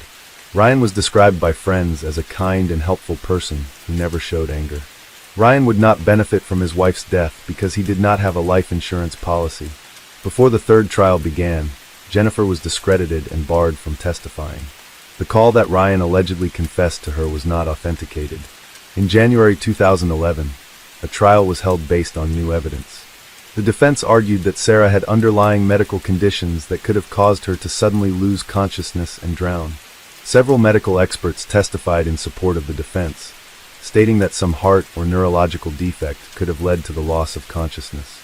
However, the state's medical experts disagreed with this assessment. The trial also revealed additional details about Sarah's health and daily routine. Her co-workers testified that she often slept in her car before going to work at the dental office due to severe allergies and stomach aches. On the day of her death, Sarah had complained of headaches and stomach aches to her dentist boss. That evening, Sarah talked to a friend and mentioned her headaches and neck pain, and her friend said she looked extremely tired. Her ability to fall asleep quickly led her friends to think she might have narcolepsy. Narcolepsy is a sleep disorder characterized by excessive daytime sleepiness. People with narcolepsy often have difficulty staying awake and need to take frequent naps to cope. However, Sarah's mother, Ruth N. Stewart, disputed this idea when she testified as a prosecution witness at trial. She claimed that she had never seen her daughter have sleep problems and described Sarah as a healthy and active child with a regular daily routine. Sarah's medical records also supported this claim. As a dental hygienist, Sarah had undergone regular checkups, and her last checkup showed no signs of health problems. In addition, other witnesses who claimed Sarah was excessively sleepy gave unconvincing testimony. In cases where a person tries to strangle another from behind, the victim often suffers defensive injuries to the arms and legs, as well as injuries to the small bones in the neck. However, Sarah's autopsy did not show any such injuries. The defense urged the jury to consider all the facts surrounding the case, that Ryan had no reason to harm Sarah. Once again, the defense was defeated. After about 12 hours of deliberations, Ryan was convicted of murder and sentenced to 15 years in prison. The jury based their decision on the lack of water on Sarah's body and around the bathtub, and that Ryan's call to 911 was staged. One juror felt that Ryan's demeanor in court was one of the main reasons he believed Ryan was guilty. When the autopsy photos were shown, they felt that Ryan was completely unresponsive. Ryan did not take a stand, although he told the court after the verdict was announced he loved his wife. He did not hurt her. Ryan remains in custody, awaiting a federal court ruling that could determine his parole status. After 14 years in prison, his first chance for parole will be in July 2025. With each passing year, Ryan holds out hope that the next year will bring him freedom. He continues to maintain his innocence and profess his love for Sarah, insisting that he did not harm her. Ryan's chances of parole in 2025 appear slim, as the parole board tends to favor inmates who show remorse. Since Ryan has always maintained his innocence, he could face an uphill battle for parole. Case 5. The case of Angela Wilder. Angela Wilder was born in 1985 in San Diego, California, USA, as the youngest daughter in her family. She had an older sister named Cree, and they were very close. Both of her parents were in the military, so the family often moved. This often leads to tension within their families. Eventually, Angela's parents decided to divorce while she was still in school. Angela's mother met someone new, and they moved with him to Phoenix City, Alabama, a small town with a population of 40,000. After the move, her mother left the military. The family became regular attendees of the local church, as they had always been religious. In high school, Angela met Christopher Jackson, and they quickly developed feelings for each other. They began dating, marking Angela's first love. However, the relationship was short-lived because Angela prioritized her education. She needed to move to attend the University of South Alabama. Christopher found the breakup difficult as he genuinely loved Angela, but he didn't want to stand in the way of her dreams. In 2004, Angela met a preacher's son named Daniel. At that time, she was still in university, but quickly became involved in a relationship with him. Before long, Angela became pregnant, and the couple decided to marry. They had a wedding and soon welcomed a daughter. However, financial struggles and work stress took a toll on their relationship. Angela's feelings for Daniel faded quickly, and she realized he wasn't the partner she wanted for life. After 2 years of marriage, Angela decided to file for divorce and seek full custody of their daughter. After graduating from university, Angela returned to her hometown and lived in her parents' house. Her mother and sister supported her by helping take care of her daughter. During one visit to the local church, she met Richie Wilder, a former schoolmate. Richie has a hot temper and often causes trouble, Many people believe that the reason is because he was raised in an unhappy family. His father was an alcoholic who often mistreated his mother, who couldn't do anything about it. While many people avoided Richie, Angela believed she saw a different side of him and thought she could bring out his best qualities. Richie and Angela formed a close relationship, and they started dating. Angela mentioned that Richie got along well with her daughter and treated her kindly.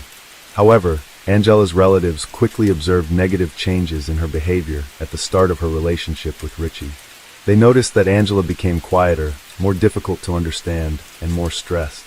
Despite everyone's worry and advice to keep her distance from him, but Angela did not heed their warnings. In January 2009, Richie and Angela got married. Richie took Angela and her daughter to the family home, and they moved to the city of Minot, North Dakota. It's a small town with about 40,000 people, a very tight-knit local community, and includes armed forces facilities. There is also a military base where Richie was stationed. In 2010, Angela found out she was pregnant. During that time, she started working at a supply store on the military base. Some people close to Richie and Angela noticed issues in their relationship. Angela's coworkers noticed that Richie was often rude and aggressive towards her. He often insults Angela and makes her cry, even though she is very vulnerable. She later revealed that he was not only cruel to her, but also to her daughter. It was discovered that he regularly abused the whole family, but did so without leaving any marks. This abuse continued for years. The couple had 2 children, a boy and a girl. When Angela reached her breaking point, she officially reported the violence to the police. When the investigation started, all of Richie's colleagues and the military base management supported him. He convinced people that his wife, Angela, was unstable and had mental health issues. Angela lacked solid evidence of her husband's mistreatment, and the backing Richie received from the military base management helped cover up the case. Despite this, Angela was determined to end the relationship while keeping custody of their children. While trying to prove Richie was cruel, Angela herself faced accusations from him. Richie alleged that Angela had anger management issues, and he proved it thanks to support of his colleagues. Ultimately, Angela, a mother of 2, was referred to an anger management specialist and prescribed sedatives. Friends familiar with Angela insisted she never had such issues and no one had seen her act aggressively.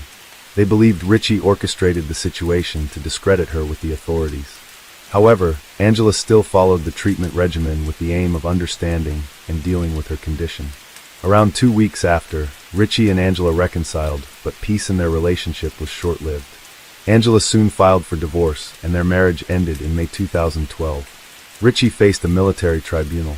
Despite opposition from the officers at the military base, Angela succeeded in proving the violence against her and the children.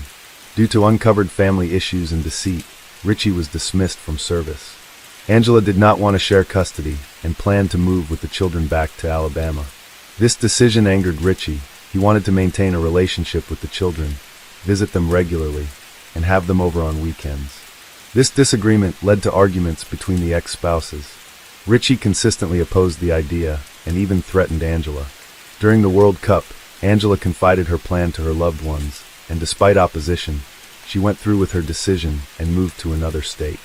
Besides, Richie also relocated to a nearby city within the state and began working as a junior staff member at a hospital. In this new city, he met Cynthia Becker, a kindergarten teacher. They began dating, and their relationship quickly progressed. Eventually, they got married and started a family. Despite this, Richie remained troubled by the custody arrangement of his children, as his ex-wife, Angela, had been granted full custody. He maintained contact with his son and daughter primarily through phone calls, but the disputes between them persisted. Despite everything that happened, Angela seemed genuinely happy. She had started dating Christopher Jackson again, her first boyfriend from high school. Previously, they had broken up so she could pursue her education. After many years of separation, the love between them burned stronger than ever. Angela told her family that she had finally found someone with whom she felt warmth, and they had a son. Angela and Christopher were planning their wedding, and she was pregnant again. She had no idea she would soon have to fight for her life. On the evening of November 13, 2015, Christopher went to work for his night shift at a local 24-hour Walmart. He didn't have a car, so Angela usually picked him up after his shift at 7 a.m. However, on that night, Angela stopped responding to his calls and messages. They typically stayed in touch during his shifts. But communication ended around 3 a.m. when Angela texted that she heard a noise outside and felt she was being followed. Christopher only saw the message 2 hours later because he was busy with work. Concerned, he tried calling Angela, but she didn't answer. He assumed she might have fallen asleep or gone to a clinic in the morning for pregnancy tests. But when Angela didn't arrive to pick him up as planned, Christopher began to worry then. At the time, Angela was enrolled in a nursing program at Minot University and had recently discovered she was pregnant again. Christopher thought she might have gone to the hospital if she felt unwell or if their son was sick, which might explain why she wasn't responding to his calls and messages. Even though he understood her possible situation, the strangeness didn't stop there. Normally, she would immediately call Christopher in such a case. If he didn't answer, she will at least send a text message to inform him of any problems. So, he was confused about why Angela suddenly stopped all communication, which was not like her. Christopher kept calling, but his calls always went to voicemail. Too worried, he rushed back home. Then he knocked on the bedroom window where Angela might be sleeping. However, when he saw the back door, he realized something terrible might have happened that night. There were signs of a break-in, as if the door had been forcefully knocked down. Christopher looked inside and called Angela's name several times, but there was no response. He didn't enter the house, fearing something bad might be inside. Instead, he immediately called 911 to report the situation. He explained that Angela hadn't answered his phone for several hours and didn't pick him up from work as usual. He asked the dispatcher if he could go inside to find out what happened, but the dispatcher advised against it, suggesting there might be a criminal inside waiting for another victim. Christopher was instructed to wait outside for the police. He urged them to hurry because Angela was pregnant, and he was concerned for her and their unborn child's safety. The police arrived about 20 minutes later. During this time, Christopher waited outside for them. He could only enter the house once they arrived. From the outside, everything appeared normal, the furniture was in place, and everything was clean and tidy. However, Angela still did not respond to his calls. When the officers approached the main bedroom and opened the door, the reason for Angela's silence became clear. One officer turned on the light and discovered a horrifying scene. There was so much blood that the bed linen items were all mixed into a red mess. On the bed lay 30-year-old Angela, showing no signs of life. She was stabbed multiple times. During the attack, Angela's 2-year-old son was in the house. He remained silent, and no sounds came from his room. Christopher, alarmed, rushed to check on him, but thankfully he was just sleeping and unharmed, as he was not the killer's target. The other children were with their grandmother that day. Christopher immediately accused Richie of being the one who killed Angela, having no other suspects for who could have harmed Angela so brutally. She had no other enemies. After marrying Richie, Angela had a daughter and a son, who were 10 and 4 years old at the time of the tragedy. Although the judge awarded Angela full custody, but Richie had visitation rights and to be involved in their children's lives. Richie took the kids away for the weekend and intended to contest custody so they could live with him forever. Angela opposed this due to his cruel nature, leading to constant arguments between them. Later, there is evidence that Richie may have been involved in the murder of his ex-wife, Angela. For example, Crystal, Angela's sister, informed the police that Richie had aggressively entered Angela's house after their divorce and said that if he wanted, he could reach her. However, Richie never used physical force in public, so these claims remained unproven.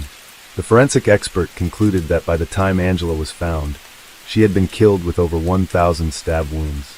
She had fought desperately against the attack, as evidenced by the cuts on her hands, likely from trying to defend herself. The police quickly observed that valuables in the house were still intact, indicating that the attacker was not motivated by theft, but by a desire to kill Angela.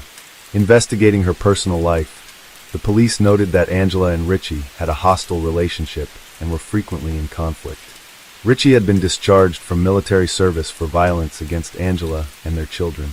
Relatives of Angela confirmed that the relationship between her and Richie was very strained. Angela avoided interacting with Richie when he came to pick up the children, so Christopher usually handled the exchanges. Christopher detailed the issues between Angela and Richie, expressing his dislike for Richie's aggressive behavior, although he managed to avoid direct conflicts with him. After gathering all the information, the detectives focused on Richie, who became the main suspect. Richie agreed to speak with them and firmly denied any involvement in the incident. Since the evidence collected had not yet been analyzed, they had nothing to confront him with. so they continued questioning him. Richie provided an alibi, stating that he left work around 7 p.m. and went home. His new wife, Cynthia, confirmed that Richie was with her at home the entire night. However, the investigators noticed several wounds on Richie's hands and face that resembled scratches, which could be defensive wounds inflicted by Angela during a struggle. Richie claimed these injuries were from playing with a child. The detectives doubted his explanation and decided to review CCTV footage from the area, requesting the recordings. After reviewing the footage from the cameras that might have captured the criminal arriving to commit the murder, Richie's car was not seen. However, this didn't mean much as the attacker could have gone unnoticed. The police collected DNA samples from Richie for testing and obtained a warrant to search his car. The car's interior was extremely clean, except for a small red stain on the front passenger seat door. Forensic experts collected these materials for examination. Suspicions about Richie increased. He was asked to take a polygraph test. Although a polygraph is not admissible in court, detectives wanted to observe his reaction and behavior during the test. Initially, Richie agreed, but he never showed up for it. Despite his refusal, this was insufficient to arrest him or press charges, so investigators decided to look into his background more thoroughly. All the employees at the hospital where Richie works were aware of the investigation. Despite this, he was fired a few weeks after the investigation began started. A complaint was filed against him for pushing an elderly patient. Richie later justified his actions by claiming nervous tension caused by pressure from police officers. Meanwhile, detectives were gathering more evidence of the Richie's involvement in Angela's murder. DNA traces were found that matched samples from the suspected killer. Richie, suggesting that he was the one Angela had fought off in her bedroom. Richie declared that maybe the recently time he picked up the kids, he accidentally left a trace of DNA there.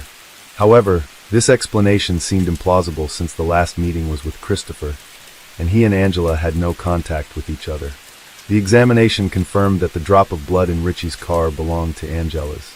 Richie claimed it might have been from when they were still together, as Angela allegedly had blood pressure issues and occasionally had nosebleeds. However, the blood appeared very fresh. His explanation seemed like attempts to mislead the investigation, revealed many contradictions in his testimony. The police finally arrested Richie for Angela's murder, but he denied all the charges. In March, the police received an unexpected confession from Richie. He mentioned that he had no criminal record and a good background, claiming he wasn't guilty of the crime. However, he was willing to talk about who was actually involved in Angela's death. According to him, during one of their meetings, Christopher proposed an unusual deal.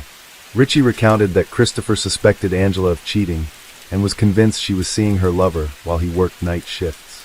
Christopher suggested catching Angela in the act, which would also give Richie leverage in a custody battle for the children. Richie agreed, and that evening, he called Christopher to pick him up from work. Richie explained that he and Christopher went to Angela's house to confront her and her lover. When they entered the bedroom, they only found Angela, who was sleeping peacefully.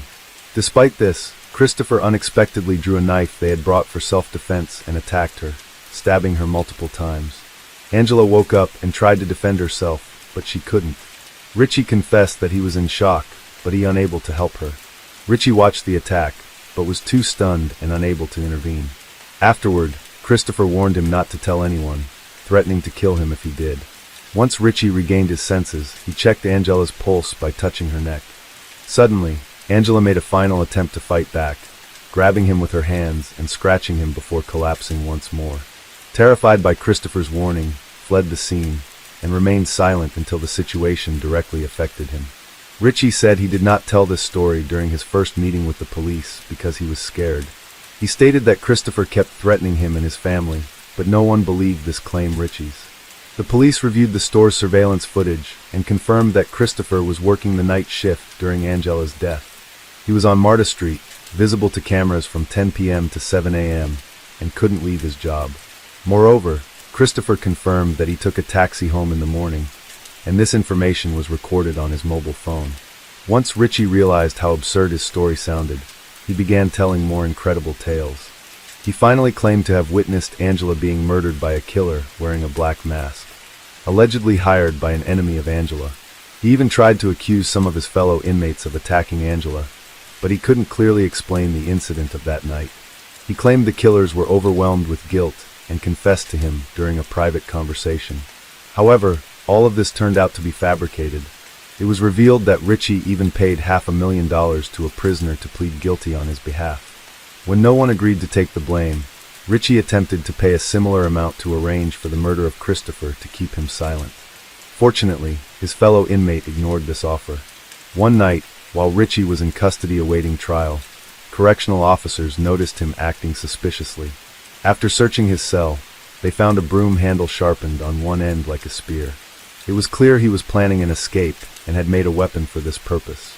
Fortunately, the plan was discovered in time, and the guards began to watch him more closely. As a result, he was never able to carry out any of his plans. Richie's behavior in prison was considered during his trial, and in addition to the murder charges, he faced punishment for attempting to escape. The trial for Angela Wilder's murder began in December 2016. Despite having enough evidence to convict Richie, forensic experts presented the accusations. Angela's body was found on the morning of November 14, 2015. She was lying face up on the bed, covered in blood. A drop of blood found in Richie's car matched the DNA of Angela. Additionally, DNA under her fingernails matched Richie's, providing irrefutable evidence of his guilt. Although Richie's lawyer tried his best to defend his client, the case documents provided by the prosecutor's office were too convincing. Consequently, the jury found Richie Wilder guilty of premeditated murder. A woman who knew Richie well insisted from the start that the police had made a mistake. She argued that they only focused on Richie due to past conflicts, overlooking other possibilities. She maintained that Richie couldn't be guilty because he had spent the night with her from November 13th to 14th. She believes that he is a trustworthy person who loves children and does not commit domestic violence. However, evidence clearly confirmed his guilt. Richie Wilder received a life sentence in prison without the chance of parole and an extra 5 years for trying to escape. Overnight, Angela's children lost both parents. Richie's new wife, Cynthia, who had hoped for a happy family, could no longer be with her husband. After the trial, Cynthia expressed her disbelief, considering it an injustice. She insisted that Richie was wrongly framed and imprisoned. The case might have ended there, but a friend of Cynthia's kept an eye out. Cynthia frequently talked to this friend after Richie was imprisoned, often steering the conversation towards Angela's murder and the situation. During one discussion, Cynthia mentioned that Angela was supposed to be shot with a gun her husband had, but he changed his mind and used a knife instead. This raised suspicions for Cynthia's friend. It seemed that Cynthia felt no pity at all, and at the same time she knew more than she was letting on about the murder. The police asked this friend of Cynthia's to let them wiretap his chat meeting next with Cynthia, and he agreed. Later, during a heartfelt conversation, he asked why Cynthia was so upset about the crime involving Angela. She clarified that it wasn't the crime itself that bothered her, but the fact that Richie was caught and imprisoned. Cynthia expressed frustration that Richie should have taken more drastic actions like cutting off Angela's fingers, burning down her house, or destroying all evidence to avoid arrest. Cynthia was also angry about a drop of blood the police found inside Richie's car. She confessed that they had worked together to clean up the traces. Cynthia often discusses the importance of committing crimes perfectly, so as to never get caught by the police. Cynthia admitted that they had been planned by both she and Richie for a long time. Richie did not want to share custody of the children with Angela's, and saw the crime as the only solution. Cynthia helped him plan it, but did not participate in the attack itself. Later, this recording was given to the police. Cynthia was arrested in 2018, and the trial began. She claimed that everything on the recording was a lie, and that she was set up. According to Angela, she wanted to impress a friend because she hoped to start a relationship with him, so she thought this story would make a strong impression. Law enforcement officials stated that Cynthia was the only person who knew the situation had the ability to prevent the murder, but she chose not to act. The prosecutor's office offered Cynthia a plea deal for a reduced sentence of 25 years, which she declined. She believed she could avoid responsibility due to the lack of evidence apart from a confession. She maintained her innocence regarding. However, a recording revealed that Cynthia actively participated in planning and preparing for the massacre. She also assisted in disposing of evidence, overseeing the murder, and even attempted to help Richie escape from prison in 2016. Authorities documented these activities and planned to file new charges against her. Cynthia was found guilty of conspiracy to commit murder and attempting to escape, resulting in a life sentence without parole, similar to Richie, who was already serving a sentence. Both Richie and Cynthia appealed their convictions, but their appeals were denied. After the trials, Angela's mother became the legal guardian of the children. The children moved to Jacksonville, Florida, to live with her in September 2017. The court initially ruled that Richie could not have contact with his children. However, this decision was later revised, allowing the children to decide on contact once they reach adulthood. Case 6. Diana Maria Kier Lopez Pinal was born on August 12, 1998, in Madrid, to parents Diana Cristina Lopez Pinal and Juan Carlo Kier. She has a younger sister named Valeria. Her family was wealthy, and everyone in the family was very close-knit. But their lives hit a snag in 2013 when Diana's parents divorced. However, the father still visits his daughter regularly on holidays. In the summer of 2016, Diana, her mother, and her younger sister spent their vacation in the small coastal town of Apab du Caramal, a place they had visited many times before. The town, with a population of around 10,000, is a quiet and picturesque retreat away from the hustle and bustle of city life. On the evening of August 21st, Diana told her mother that she was going to meet her friends at Valenclin Park to celebrate the Feast of the Virgin Carmen. The park was close to their vacation cottage, and Diana often walked there. Her mother gave her permission to go. Diana spent a fun evening with her friends, she unaware that it would be the last time they would see each other. At around 2:30 a.m., she said goodbye to her friends and began her home. On the way, she ran into a friend, Paso D. Ariel, near her favorite pizzeria. He was the last person to see Diana that night. The next morning, August 22nd, 2016, became a nightmare for Diana's mother, Christina. When she realized her daughter hadn't come home from the party, she grew concerned. Diana's phone was off, which only added to her worry. Without hesitation, Christina contacted the police and reported her daughter missing. According to Christina, Diana didn't have any serious emotional or mental health issues, despite her parents' divorce when she was younger. Police opened an investigation into Diana's disappearance, looking into the mysterious circumstances surrounding her disappearance. Diana's disappearance is a mystery that investigators must unravel. Their first clue came from the last message she sent to a friend in Madrid via WhatsApp. In these messages, Diana mentioned a stranger who was stalking her and shouting strange phrases, causing her to feel scared. Unfortunately, these were her last messages, after which she stopped replying to her friends' messages. During their search, they found a black hair band along the road that resembled the one Diana was wearing that night. Although this was the only evidence found at the scene of her disappearance, it gave investigators a clue to work with. Diana's friends had no information about her disappearance. Additionally, there were no CCTV cameras in the area where she was last seen. The street was dimly lit and deserted, with only a few garages and an old nightclub. Although some people reported seeing Diana get out of a car with 3 men and then get into another car, but these were not corroborated. The investigation into Diana's disappearance considered 2 primary theories. One possibility was that she was kidnapped by someone she knew. The other theory is that she was the victim of a random attack by a mentally unstable individual. Diana's mother proposed a third theory, speculating that her daughter might have been taken away by boat. New information emerged when Diana's friend and ex-boyfriend revealed that she had met a man from Morocco and purchased hashish with him. However, this detail only added to the complexity of the case. The media reported that the clothes Diana wore on the evening of her disappearance had been found, but her mother disputed it, saying it was not true. Several factors suggest that Diana did not leave voluntarily. Her credit cards and identification were still in the house. It suggests Diana's disappearance was forced, but the case remains unsolved and remains a mystery. After Diana vanished, the media reported on a fight between Diana and her mother that had occurred just days before. The press claimed that Diana had a nervous breakdown and needed medical attention. Her sister Valeria was also hospitalized with similar symptoms.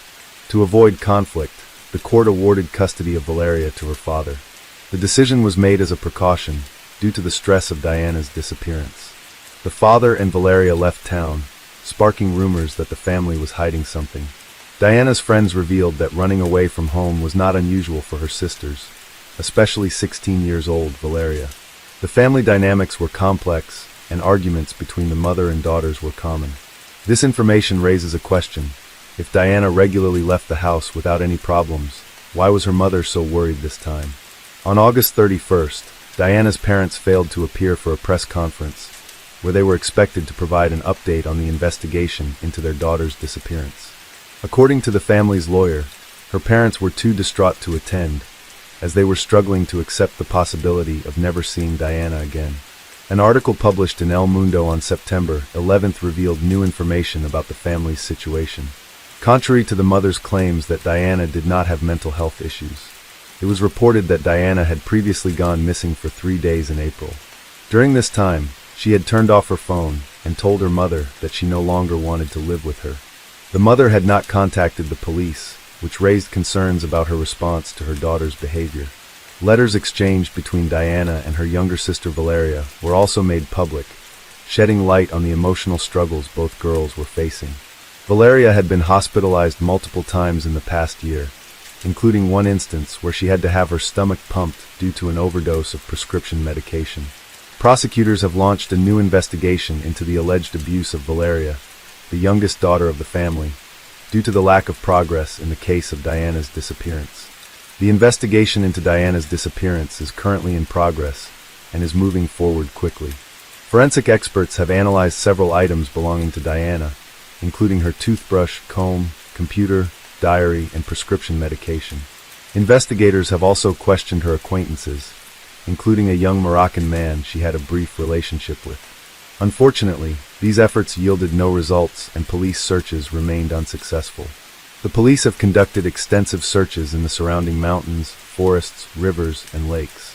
However, it appears that Diana disappeared at around 3 a.m., and the last signal from her phone was detected in the Tarragon area, 13 miles from her family's location. 72 days after her disappearance, Diana's case remains unresolved. However, police have found a hairband and a cell phone matching the description of Diana's phone. Her father has confirmed that the phone belongs to his daughter. 2 months after Diana went missing, her Facebook profile suddenly became active again. Her friends and family quickly informed the police and provided screenshots. It appeared that the Remind Password feature had been used, allowing someone to access her account without knowing her login details. This led to two possible explanations. Either Diana had forgotten her password and was trying to regain access, or someone else was attempting to break into her account. Diana's phone was a key element in the case, but it did not provide any useful information that could help explain her disappearance. The investigation finally made progress on November 10, 2006, when the driver of the car in which Diana was last seen was identified. The driver had a history of being involved in human trafficking, but this information was kept confidential to avoid jeopardizing the investigation. Initially, he had an alibi for the night of Diana's disappearance, as his wife claimed he was with her, which temporarily cleared him as a suspect. On December 25, 2017, a new piece of information came to light that greatly helped the investigation. A girl was attacked by a man who demanded her phone and threatened her with a weapon.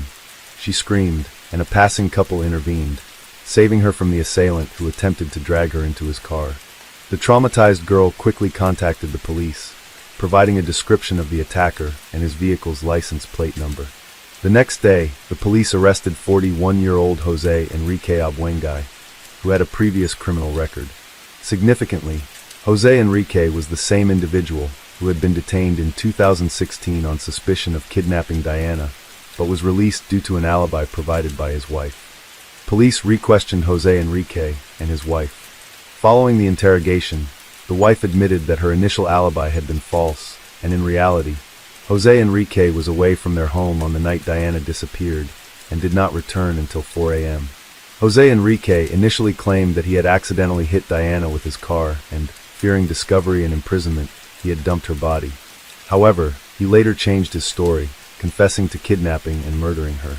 According to Jose Enrique's new testimony, he went to the beach to look for gasoline from abandoned cars, and that's where he met Diana.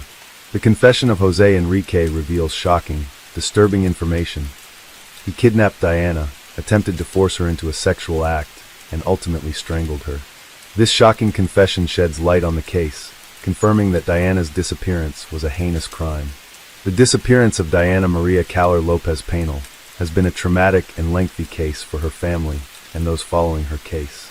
The investigation lasted 494 days and was heavily covered by the media, with many unfounded and damaging rumors about her parents, causing them great distress and making the investigation more difficult. Despite these challenges, investigators persisted and eventually gathered enough evidence to identify the perpetrator. Diana's loved ones remember her as a beautiful, energetic young woman whose short life was unfortunately ended after an encounter with a violent man. Although Jose Enrique initially withheld information about Diana's whereabouts, he eventually revealed the location of her body, allowing her family and friends to hold a proper burial in January 2018. Her body was discovered in the well of an abandoned warehouse. The perpetrator, Jose Enrique, was sentenced to life in prison with the possibility of parole after serving 35 years. Welcome back, detectives. Let's dive into another horrible case. The case of Bobby and McLeod. Bobby Ann lived with her parents, Donna and Adrian, and her brother Lee in Plymouth, a lively coastal town in southwest England. On November 20th, 2021, Bobby Ann left her home around 5:45 p.m., heading to the bus stop on Sheepstore Road. She had told her father that she was going downtown to meet her boyfriend and friends, something she had done many times before. The bus stop was familiar to her, and she reached it within a few minutes. An hour and a half passed, and Bobby Ann's mother, Donna, sent her a text to check if she had arrived safely. When Bobby Ann didn't reply, Donna tried calling her, but her daughter also didn't answer. This was unusual, and Donna became worried. About an hour later, Bobby Ann's boyfriend called her parents, asking if she was at home. He was concerned because Bobby Ann hadn't shown up for their scheduled meeting, and he hadn't been able to reach her by phone. Bobby Ann's parents called all her friends, but none of them knew her whereabouts.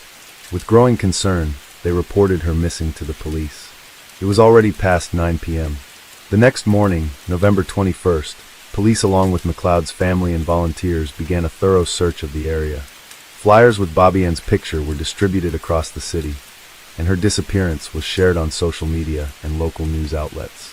Bobby Ann's brother, Lee, made a desperate plea on social media, urging everyone in Plymouth to help search for her. He asked people to report any information or sightings to him.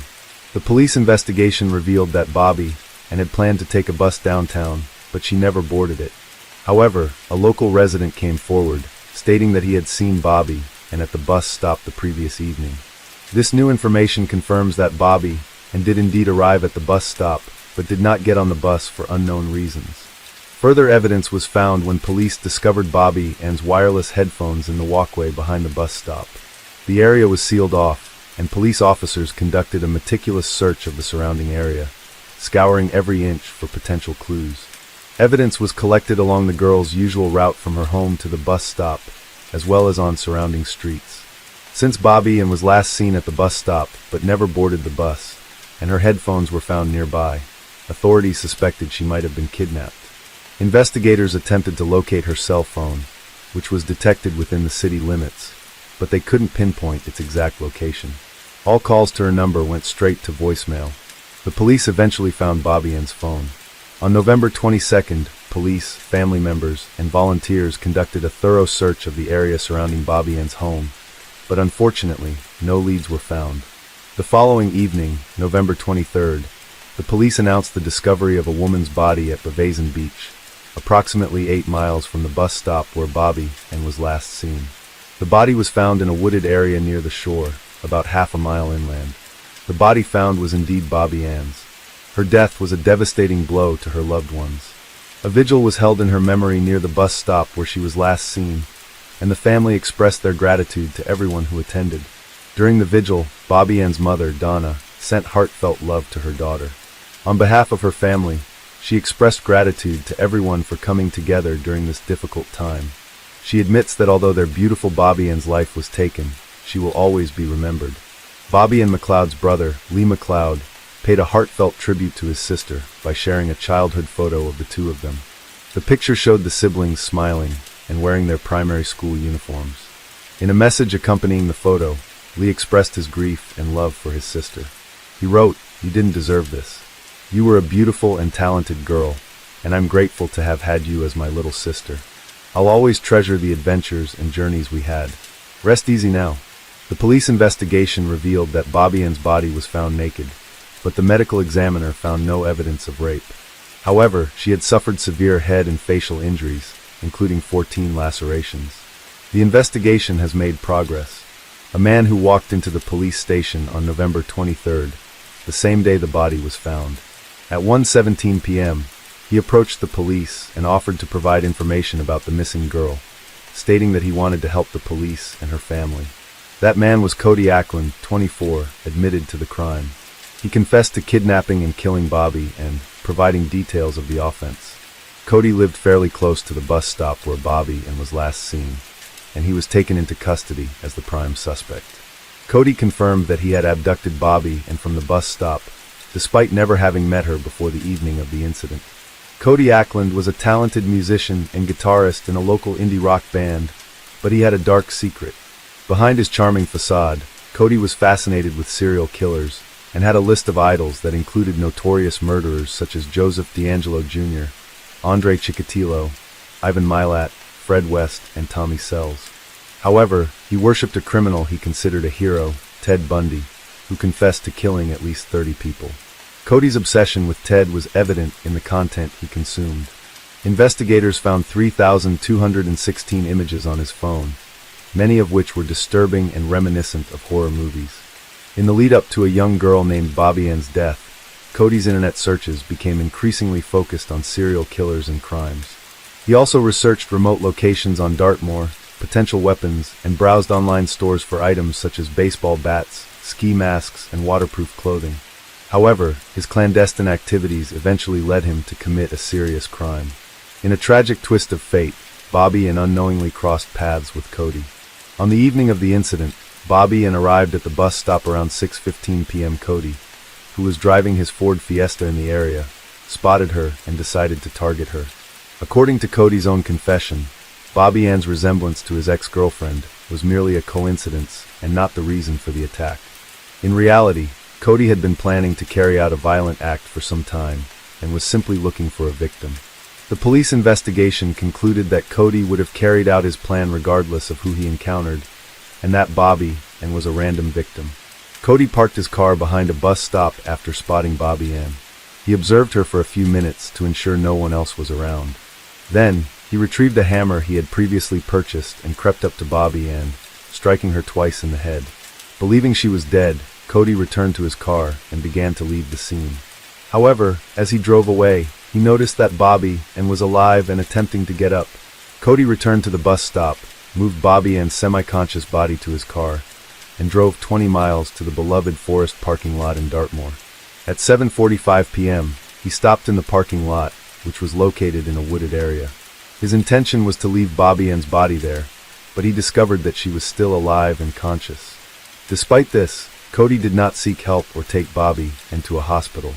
Instead, he assisted her out of the car. When Bobby Ann expressed her fear, Cody responded by saying he was scared as well, admitting that he had never committed such an act before. He then struck Bobby 12 times on the head with the hammer. In an attempt to destroy evidence, Cody burned Bobby Ann's purse. Even after inflicting severe injuries on Bobby Ann, she was still able to make a noise, prompting Cody to express his surprise for her resilience. Cody had one last opportunity to save Bobby Ann's life, but he chose not to take it. Instead, he claimed to have ended her suffering.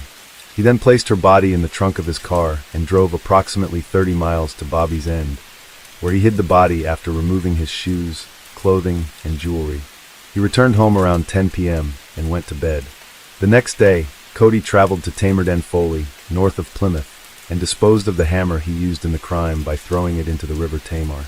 He also discarded a bag containing his and Bobby Ann's blood-stained clothing in nearby allotments in Coombe Lane. Despite a thorough search, the hammer was never found. On November 21st, Cody spent the day socializing with friends, attending a pizza gathering, a band rehearsal, and a night out at the pub. Those who saw him that day noticed he was in an unusually good mood, happy, joking, and affectionate with his friends. The following day, November 22nd, Cody continued to enjoy himself, buying popcorn and watching a movie at the theater.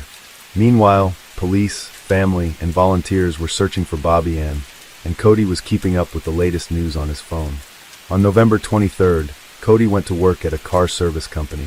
During his lunch break, he sent a message to a chat room for his music group, expressing his love for them, and also texted his mother to tell her how much he loved her. Shortly after, he went to the police station and confessed to the crime. Shortly after, Cody's band members have issued a statement on Facebook announcing that they are disbanding the group with immediate effect as a mark of respect for the late Bobby and McLeod. They expressed their shock and disbelief at the tragic events, saying their thoughts and prayers are with Bobby and's family and friends, who must be devastated by their loss. The band members explained that they cannot continue as a group and have decided to go their separate ways. They will not be making any further comments at this time. In a separate development, police revealed that they had found physical evidence linking Cody to the crime scene. This included Bobby and's DNA in his car and on his sneakers. The trial of Cody Ackland took place in May 2022. Cody's attorney, Ray Tully, stated that psychiatrists had evaluated Cody and found that he did not have a mental illness. However, Cody had experienced a difficult childhood and had been diagnosed with ADHD, dyslexia, depression, and anxiety. By the age of 19, Cody had a 7-year history of depression. Ray explained that Cody had not received much support or comfort from his family or school life. Specifically, Cody's father had not provided him with the guidance and support he needed. During sentencing, Judge Robert Linford told Cody that his actions were premeditated and brutal. The judge stated that the evidence showed Cody had intended to kill his victim and that the crime was a prolonged and horrific ordeal for the victim. The judge emphasized that Cody had planned and carried out the murder and that the victim's life had been brutally cut short. As a result, Cody Ackland, 24, was sentenced to life in prison. He will serve a minimum of 31 years before being eligible to apply for parole. Case: the case of Susan Wright. Susan Lucille Wright was born on April 24, 1976, in Houston, Texas, to parents Velma Sue and Jimmy Lawrence Wright. She was the eldest of 2 children and had a biological sister named Cindy. As a child, Susan was active, sociable, and creatively talented. During her school years, she developed a passion for dancing and aspired to become a choreographer. With her bright and attractive appearance, as well as her slender figure, she drew many admirers and being the center of attention. After completing high school, Susan tried, but was unsuccessful in getting into college. To raise funds for her future education, she decided to take some time off. During this period, she found work as a dancer at a well-known nightclub, performing partially nude on stage. She decided to leave her job and use her savings to enroll in evening courses at a nursing school. To support herself and maintain her independence, Susan took a job as a waitress at a restaurant while pursuing her studies.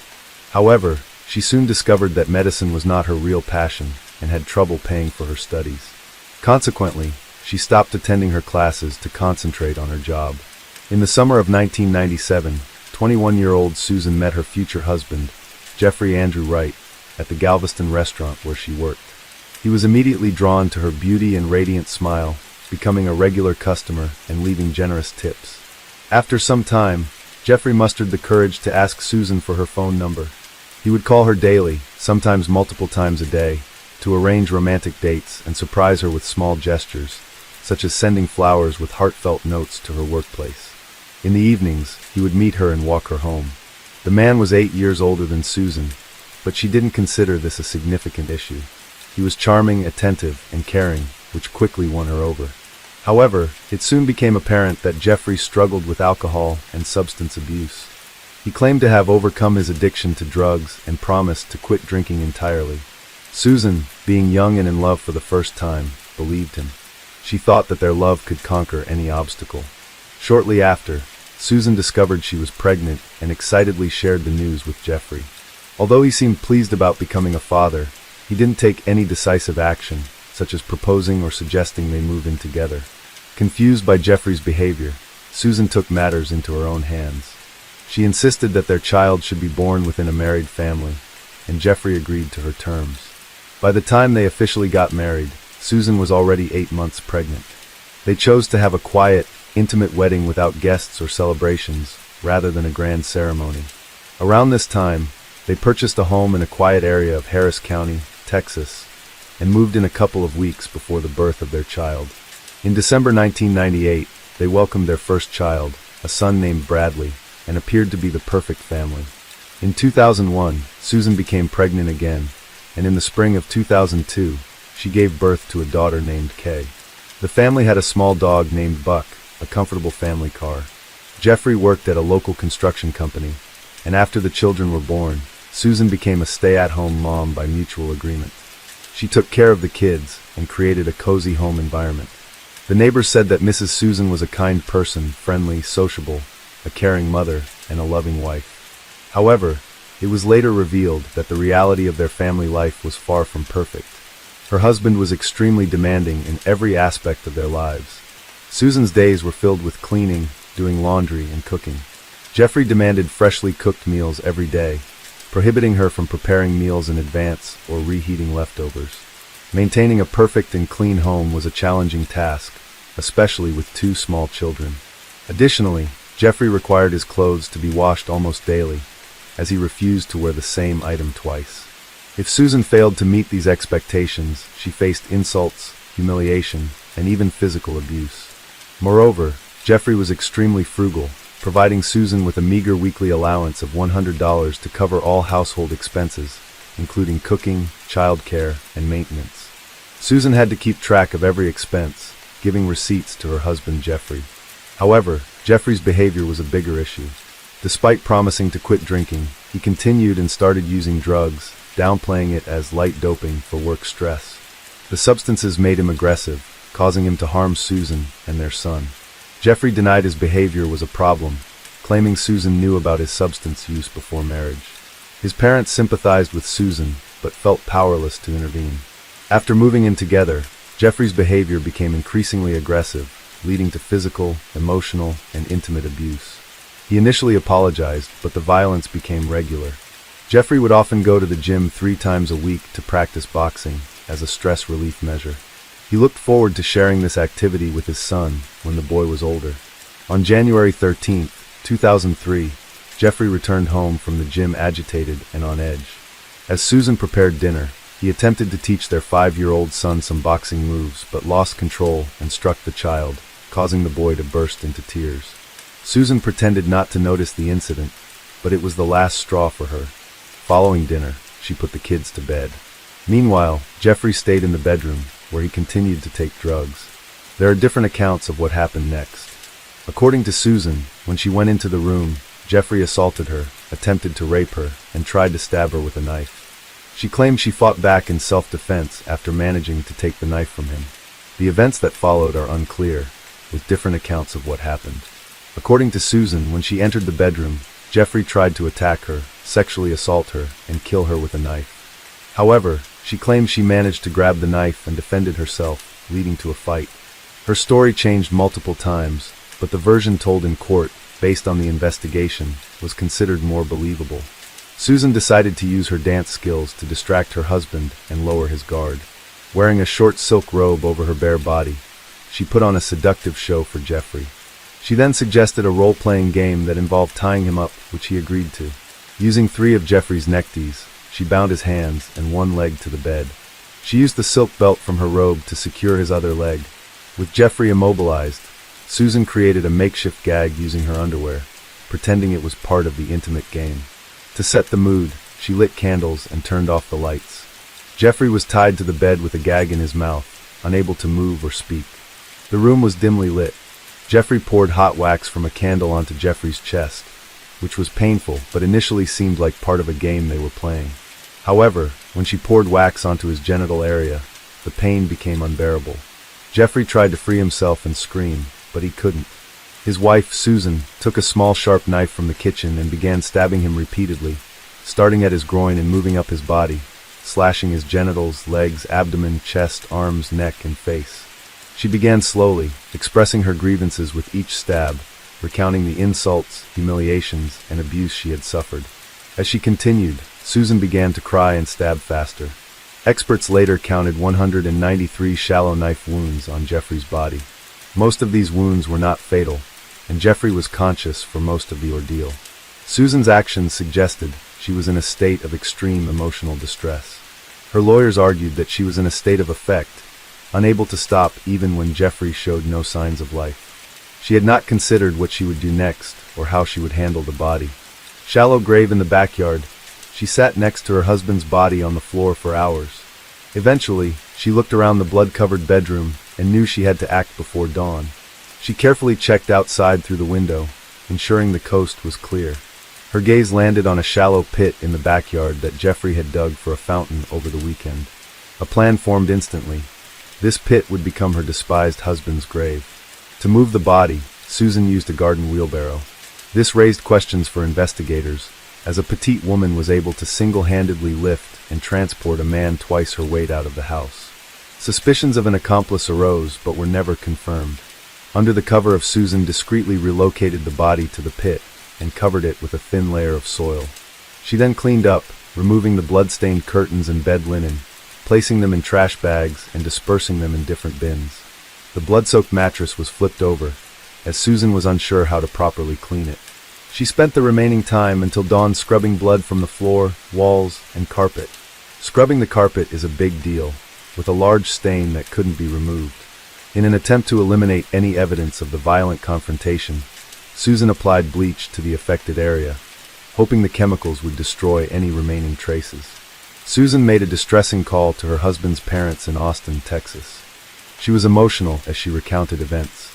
Her husband, under the influence, had physically assaulted her and their son, spilled bleach on the carpet, and then ended their relationship before leaving. Jeffrey's parents were shocked and concerned by the news. Although they were aware that their son had his flaws, they felt genuine sympathy for their daughter-in-law. However, when they learned that he had hit their grandchild, they immediately offered for Susan and the children to come and stay with them.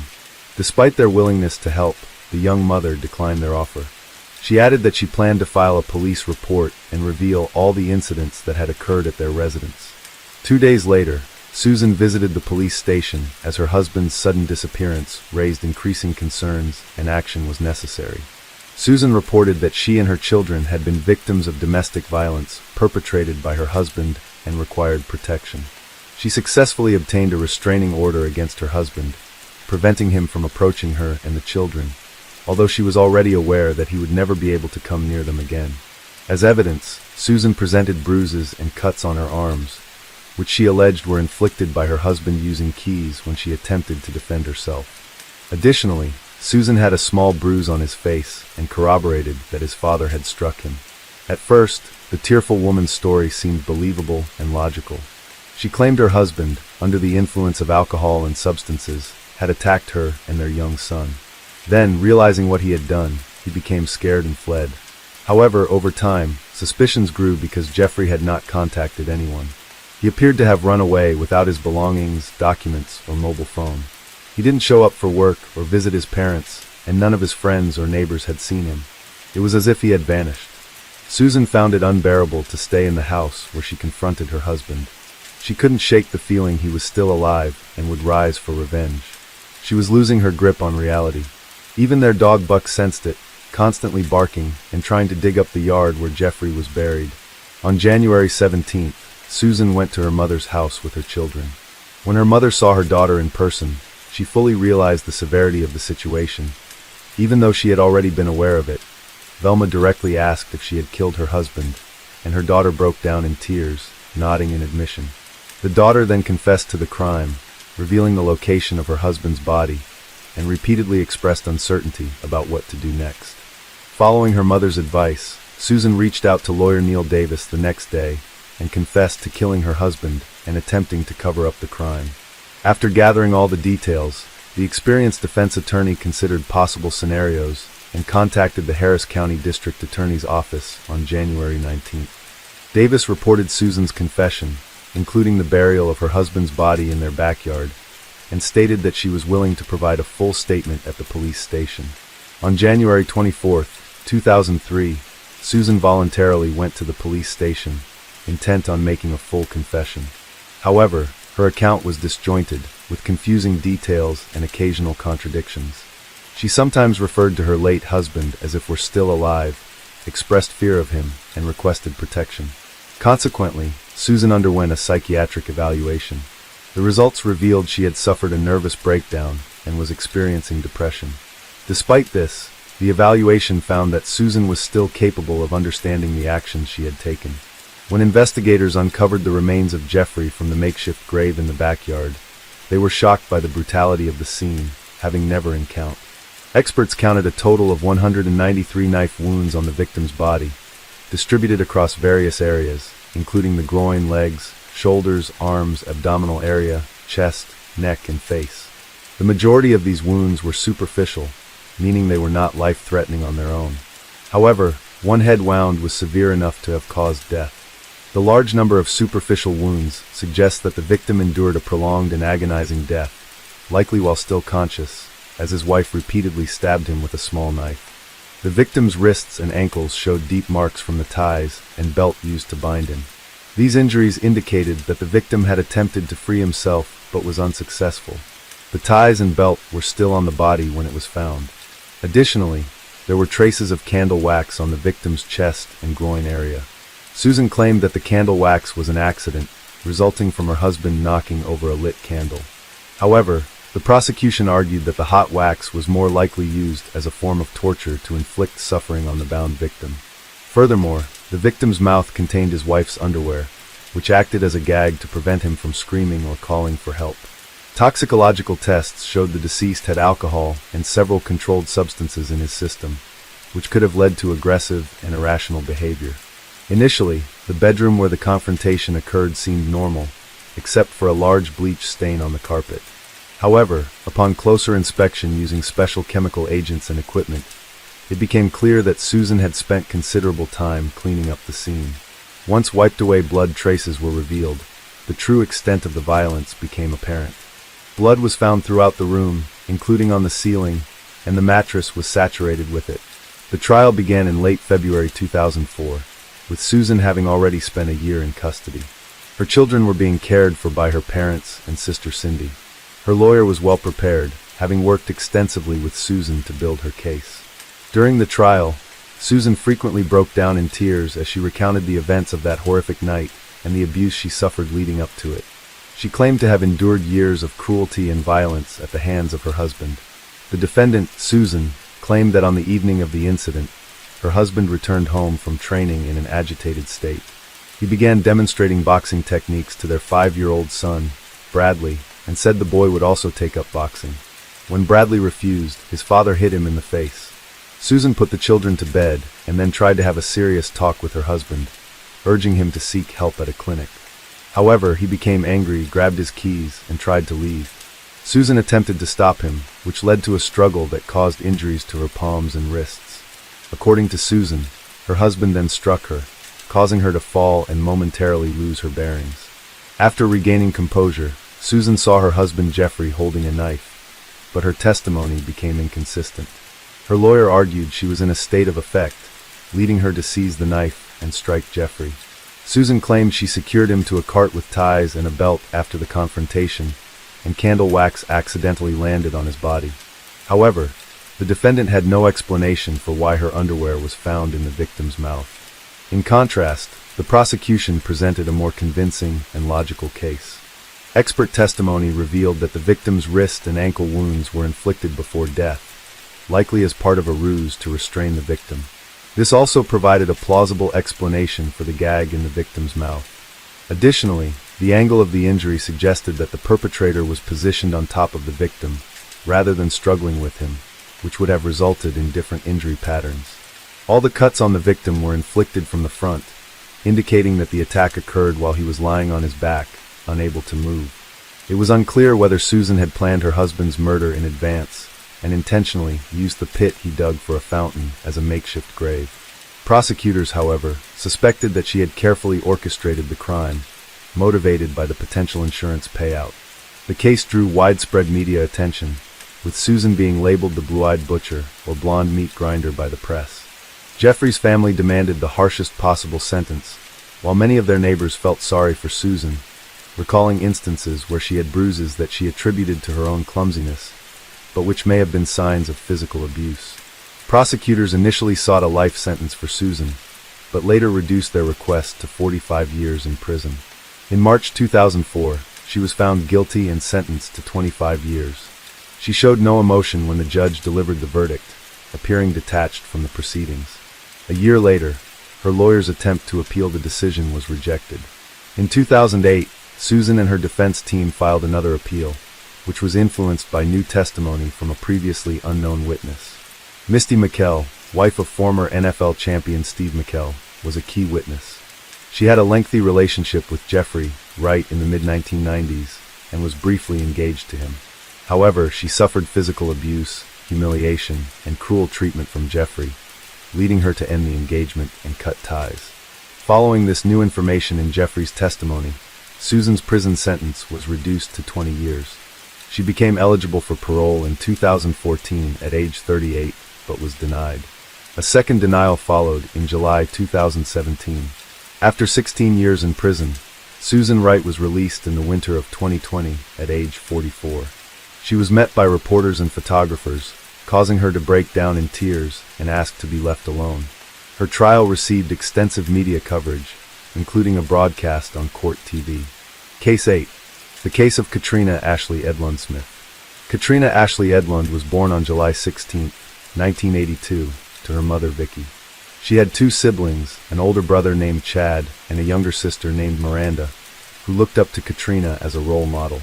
As children, Miranda would often try on Katrina's clothes and use her makeup, admiring her older sister and wanting to be just like her. As the years passed, Katrina and Miranda formed a strong bond, becoming more like best friends than sisters. Katrina grew up in Mosney Park, Illinois, a suburban community outside the city, after her parents separated and she lived with her mother. Those who knew Katrina described her as a kind, fun-loving person who cherished the holiday season and enjoyed giving humorous gifts to her friends and family. She was deeply involved in her church and had a strong desire to help others, always willing to lend a hand to those in need. Despite her happiness, Katrina longed to find love and thought she had found it when she met Todd Smith at a bar when she was 20 years old. Todd, a self-employed financial planner, had 3 daughters and worked from home. He met Katrina, and despite their differences, they clicked. Todd's flexible schedule allowed them to travel frequently. After 3 years together, Todd proposed to Katrina, and she happily accepted. They planned a small wedding in a local park, and Katrina was thrilled about their future. She loved Todd's daughters and was eager to build a life with him. Katrina's family, including her Vicky and siblings Chad and Miranda, adored Todd and thought he was an excellent match for Katrina. They trusted him to take care of her and believed the couple was meant to be. After marrying, Katrina and Todd settled in Mosney Park and started their new life together. On October 20th, 2012, Katrina, 30, called her mother and said she was house-sitting for a friend. During their conversation, she mentioned she would visit for dinner on October 24th and had news to share. Vicky suspected that something was amiss, but she couldn't quite put her finger on what it was. Before ending their phone call, Vicky promised Katrina that she would cook her favorite meal, chicken and dumplings. Tragically, Vicky would never get the chance to keep that promise. Days later, Katrina vanished, and Vicky would never lay eyes on her again. On October 23rd, at 5 p.m., Todd, Katrina's husband, called 911 to report her disappearance. He told the dispatcher that Katrina was house-sitting for a friend and that he had been trying to reach her for hours without success. When he drove to the house, he found it empty. Katrina's siblings, Miranda and Chad, were alarmed when they heard the news. Chad, who was undergoing military training in Oklahoma, immediately flew to Illinois to help search for his sister. On the evening of the 23rd, a concerned citizen notified the police about an abandoned vehicle near Rock River. The caller reported that the car was not parked on the road, but rather in an easement, suggesting it had been hastily abandoned. When authorities arrived to investigate, they ran the license plate and identified it as belonging to Katrina Smith. Upon inspecting the vehicle, the officer found no signs of a struggle or any trace of Katrina herself. Katrina's mother, Vicky, was adamant that her daughter's disappearance was a clear indication of foul play when she learned that Katrina's car had been abandoned in an unfamiliar area. It was the only logical explanation to Vicky. If Katrina's car was found in that location, someone must have taken her and left the car there. Following the discovery of her car, Katrina's case was officially categorized as a missing person, and the search efforts intensified significantly. On October 12th, at 11 p.m., the police took Todd Smith in for a formal interview at the Winnebago County Sheriff's Department. During the interview, Todd told the detective that he last saw his wife, Katrina, on October 10th, not October 22nd. He stated that Katrina had come home briefly to do laundry in preparation for a big job interview the following day. According to Todd, while the laundry was in progress, Katrina left to go to the mall to make a purchase and returned home at 8:30 p.m. Todd reported that Katrina briefly returned home before leaving again to make one last stop. She had told him she needed to complete an errand before returning to the house she was watching for a friend.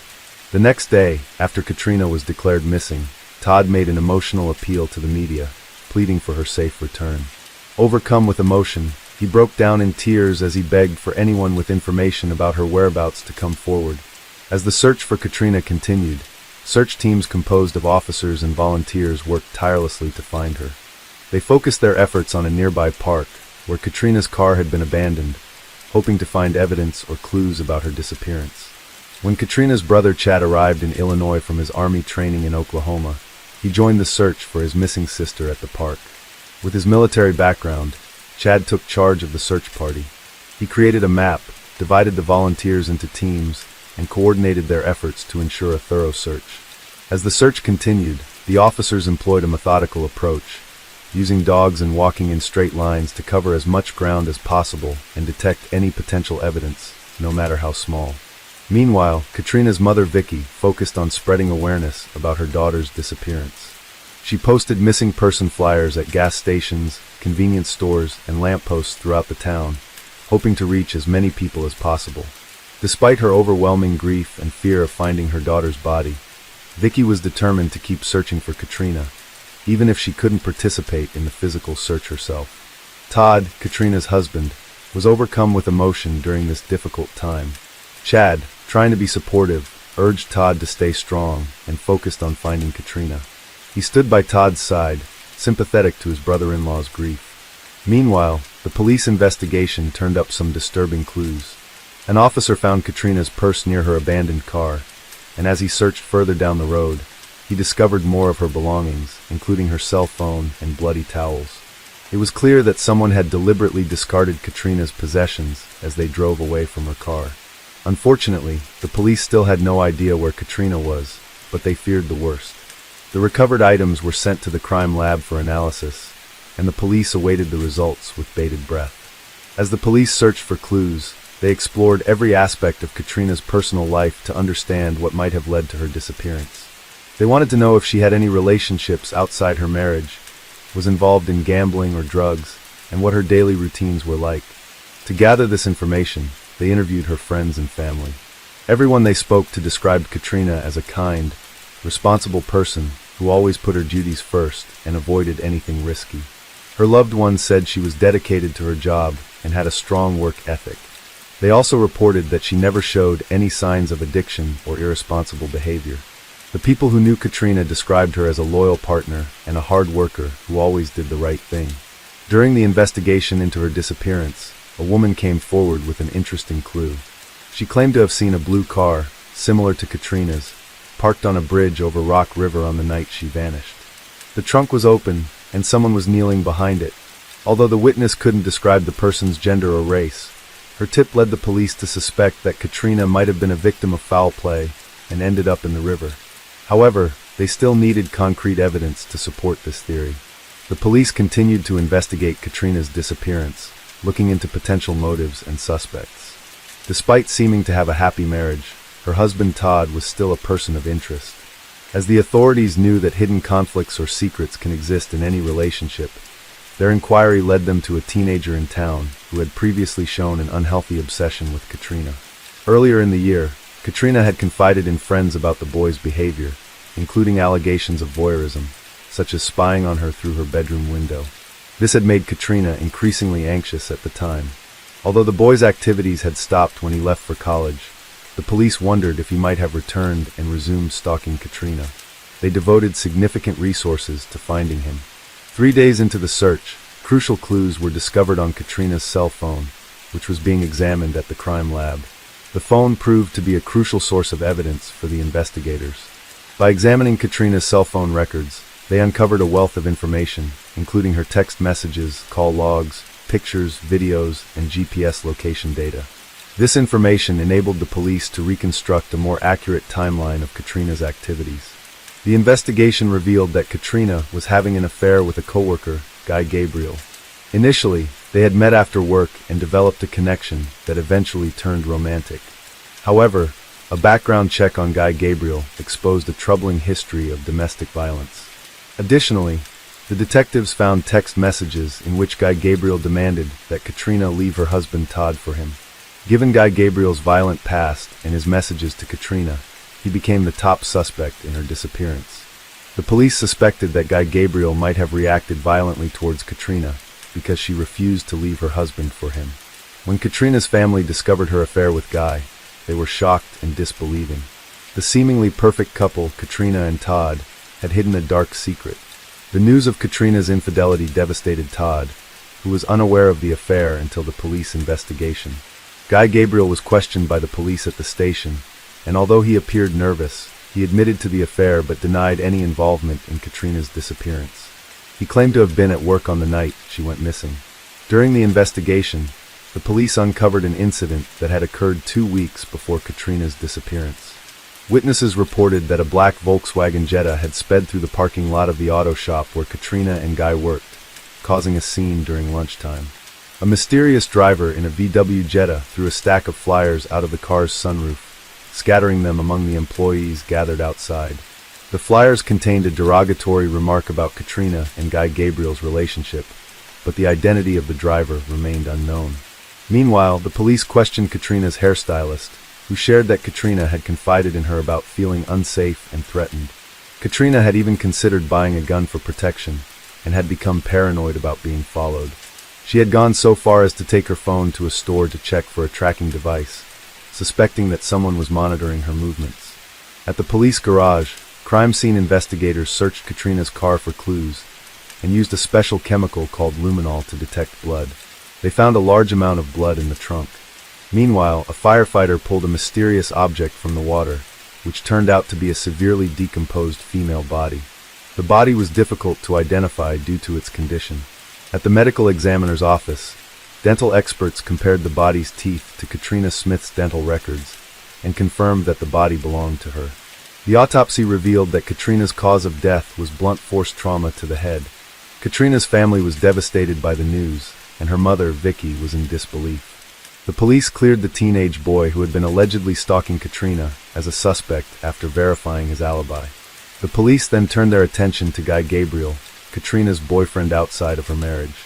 Guy provided an alibi, claiming he was at work during the time of Katrina's disappearance and murder. His managers and co-workers corroborated his alibi, and the police cleared him as a suspect. Although Guy was no longer a suspect, the police asked for his perspective on who may have hurt Katrina. Guy revealed that Katrina's husband, Todd, exhibited controlling behavior and encouraged Katrina to leave her marriage. The police investigated Katrina's marriage and discovered several concerning details, including Katrina's desire to divorce Todd, her meeting with a divorce attorney, and her separation from Todd. The police suspected Todd of being behind the mysterious flyer incident at Katrina's workplace. Their suspicion grew stronger when they discovered that Todd had test-driven a black Jetta, similar to the car involved in the flyer incident, around the same time it occurred. When the police informed Katrina's family that Todd was the prime suspect in her murder and was already in custody, they were shocked and devastated.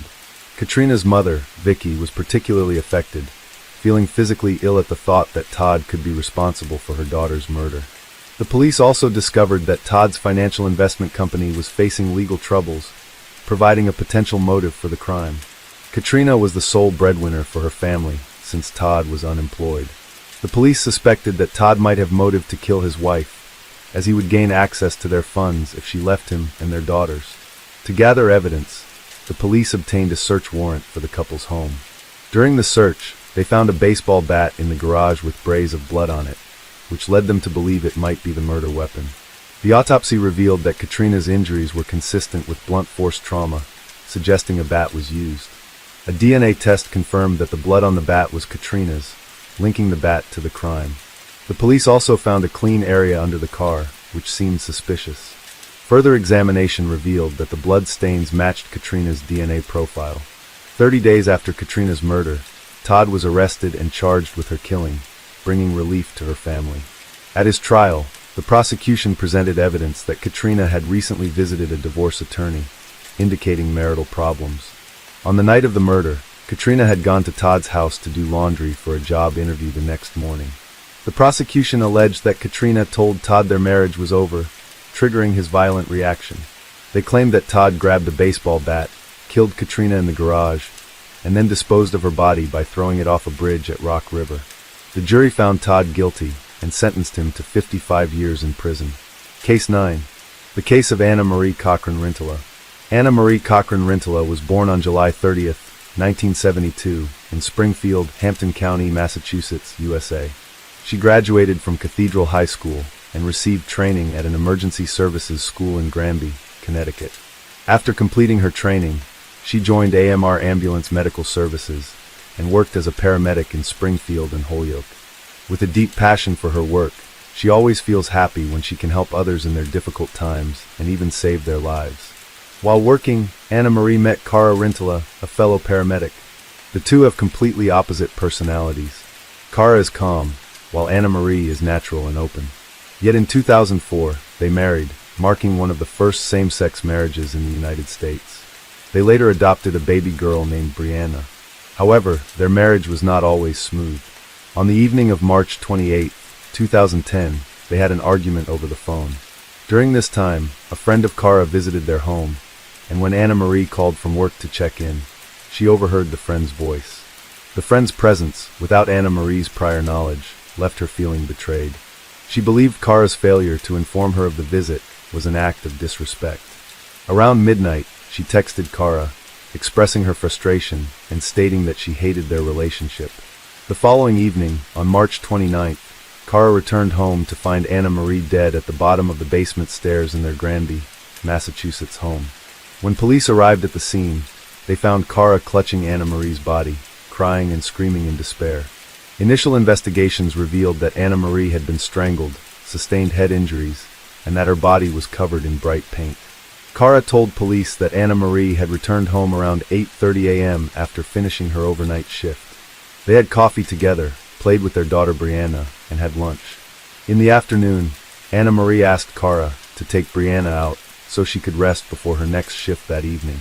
Cara claimed she left the house around 3 p.m. and returned at 7 p.m., at which point she discovered Anna Marie unresponsive at the bottom of the basement stairs. She immediately took Brianna to a neighbor's house and asked them to call 911 before turning around and holding Anna Marie tightly until police arrived. During the investigation, it was revealed that Anna Marie's romantic life prior to her death was complicated. She had been involved in a relationship with Mark Oleksic, a married man she met through her job. Initially, they were just colleagues, but over time, they grew closer. On the day of her death, she texted Mark, asking if he could pick her up at Best Buy at 6 a.m. Additionally, Anna Marie, who loved to shop, convinced Mark to co-sign 3 credit cards, including one with an outstanding balance of about $7,000. When questioned by authorities, Mark provided an alibi, claiming that on the day of Anna Marie's death, he had been out shopping and had receipts to prove it.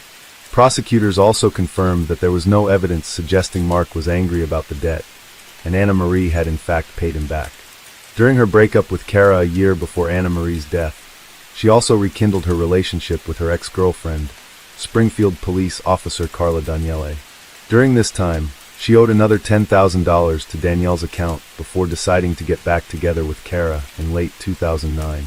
However, at the time of the incident, Daniele was at the gym about half an hour away from the scene, and surveillance footage proved Danielle's testimony to be accurate. With no other clues to continue their investigation, detectives returned to focusing on Cara. Upon closer investigation, they discovered that Cara and Anna Marie's relationship was not only strained, but also violent. Colleagues had observed bruises on Anna Marie's body, although she often dismissed them as accidental injuries from bumping into objects. In 2008, Cara was arrested for assaulting Anna Marie, but she later withdrew the charges. Financial stress likely exacerbated their problems, as both were dealing with significant debt.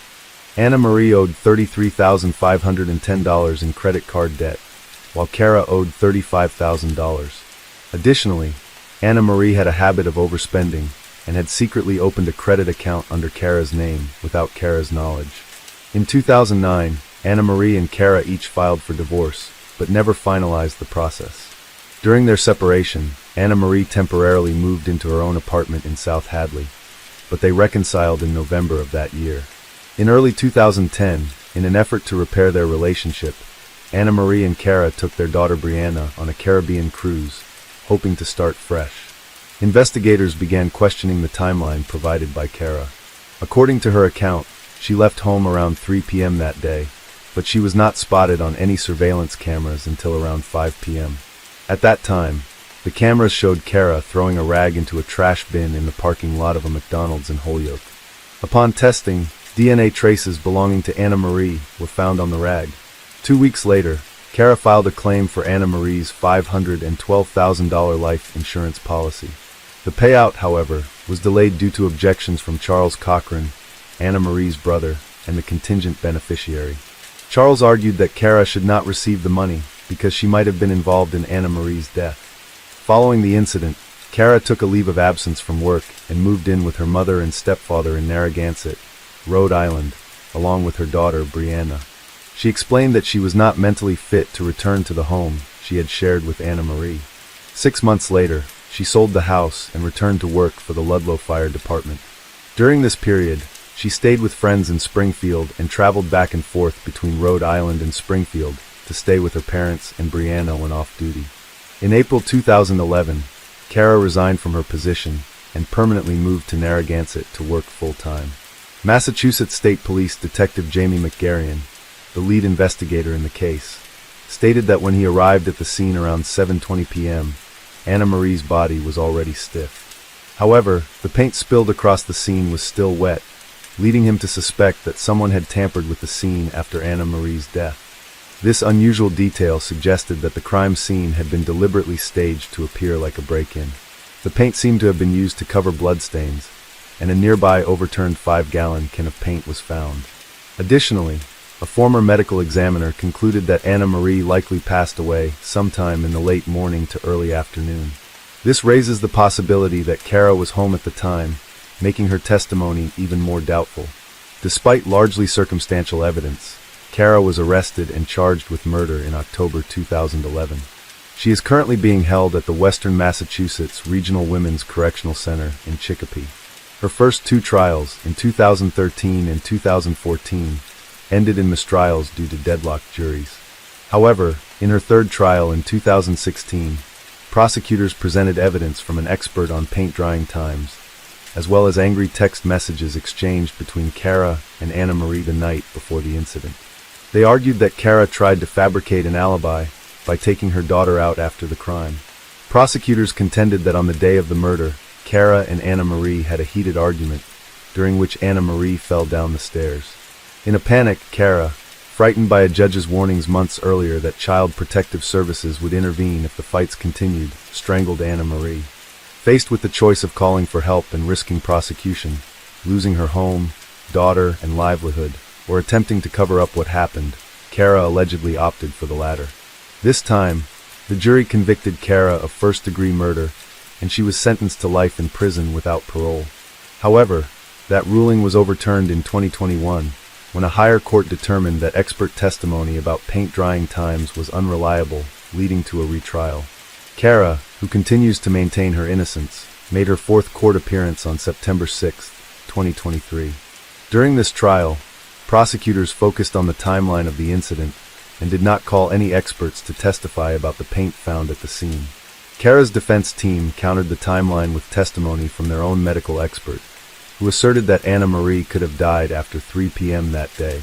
After a month-long trial, on October 5, 2023, Judge Francis Flannery of the Hampshire Superior Court delivered the verdict.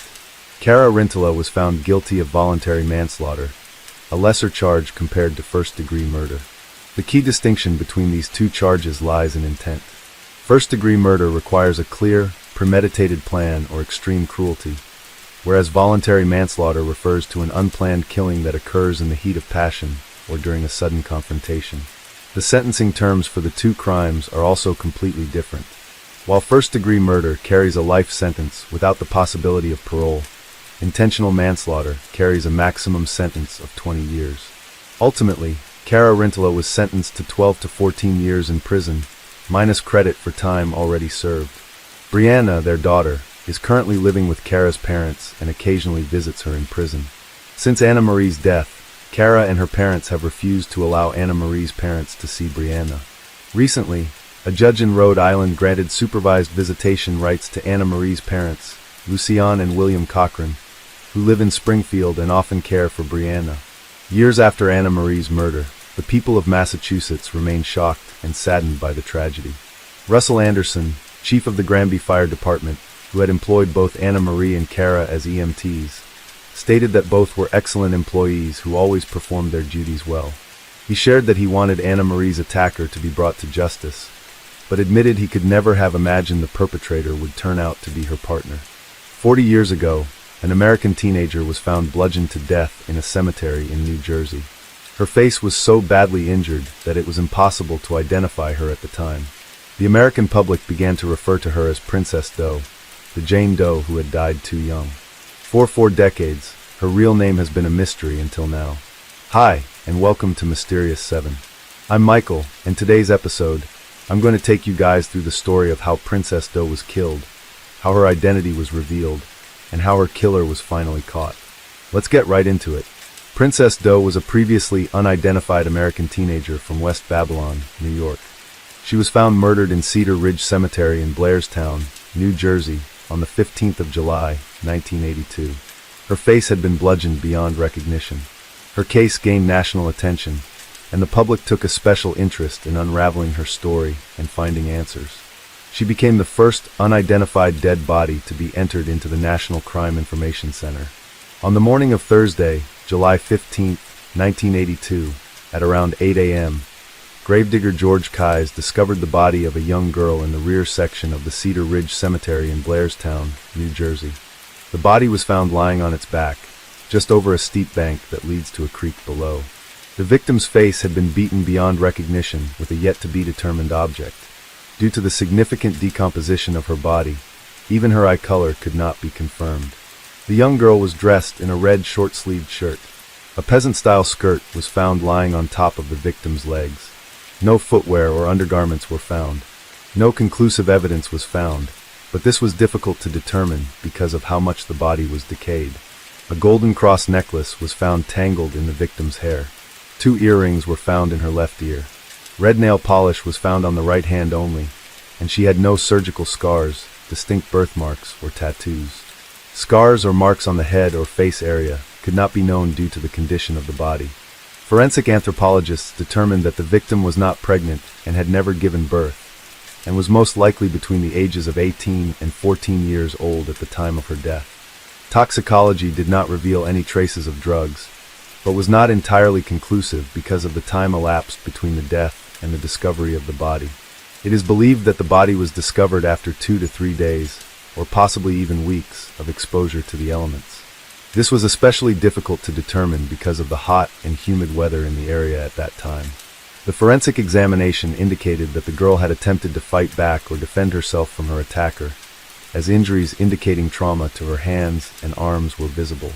The girl's body was buried in the Cedar Ridge Cemetery, not far from where she was discovered in January 1983. Donated funds were used to pay for the victim's coffin and headstone. The headstone was engraved with the text, "Princess Doe, missing from home, dead among strangers, remembered by all." For many years, Princess Doe was thought to be Diane Janice Guy, a missing teenager from San Jose, California, who vanished on July 30, 1979. This theory was propagated by several law enforcement officials in the state of New Jersey, who went as far as to hold a press conference identifying Diane Guy as Princess Doe. However, Lieutenant Eric Krantz, the Princess Doe case's original lead investigator, maintained that Diane Guy was not a viable candidate for Princess Doe's identity. Krantz's feelings were shared by Diane's family and investigators in California, who were particularly angered by the conduct of the New Jersey law enforcement.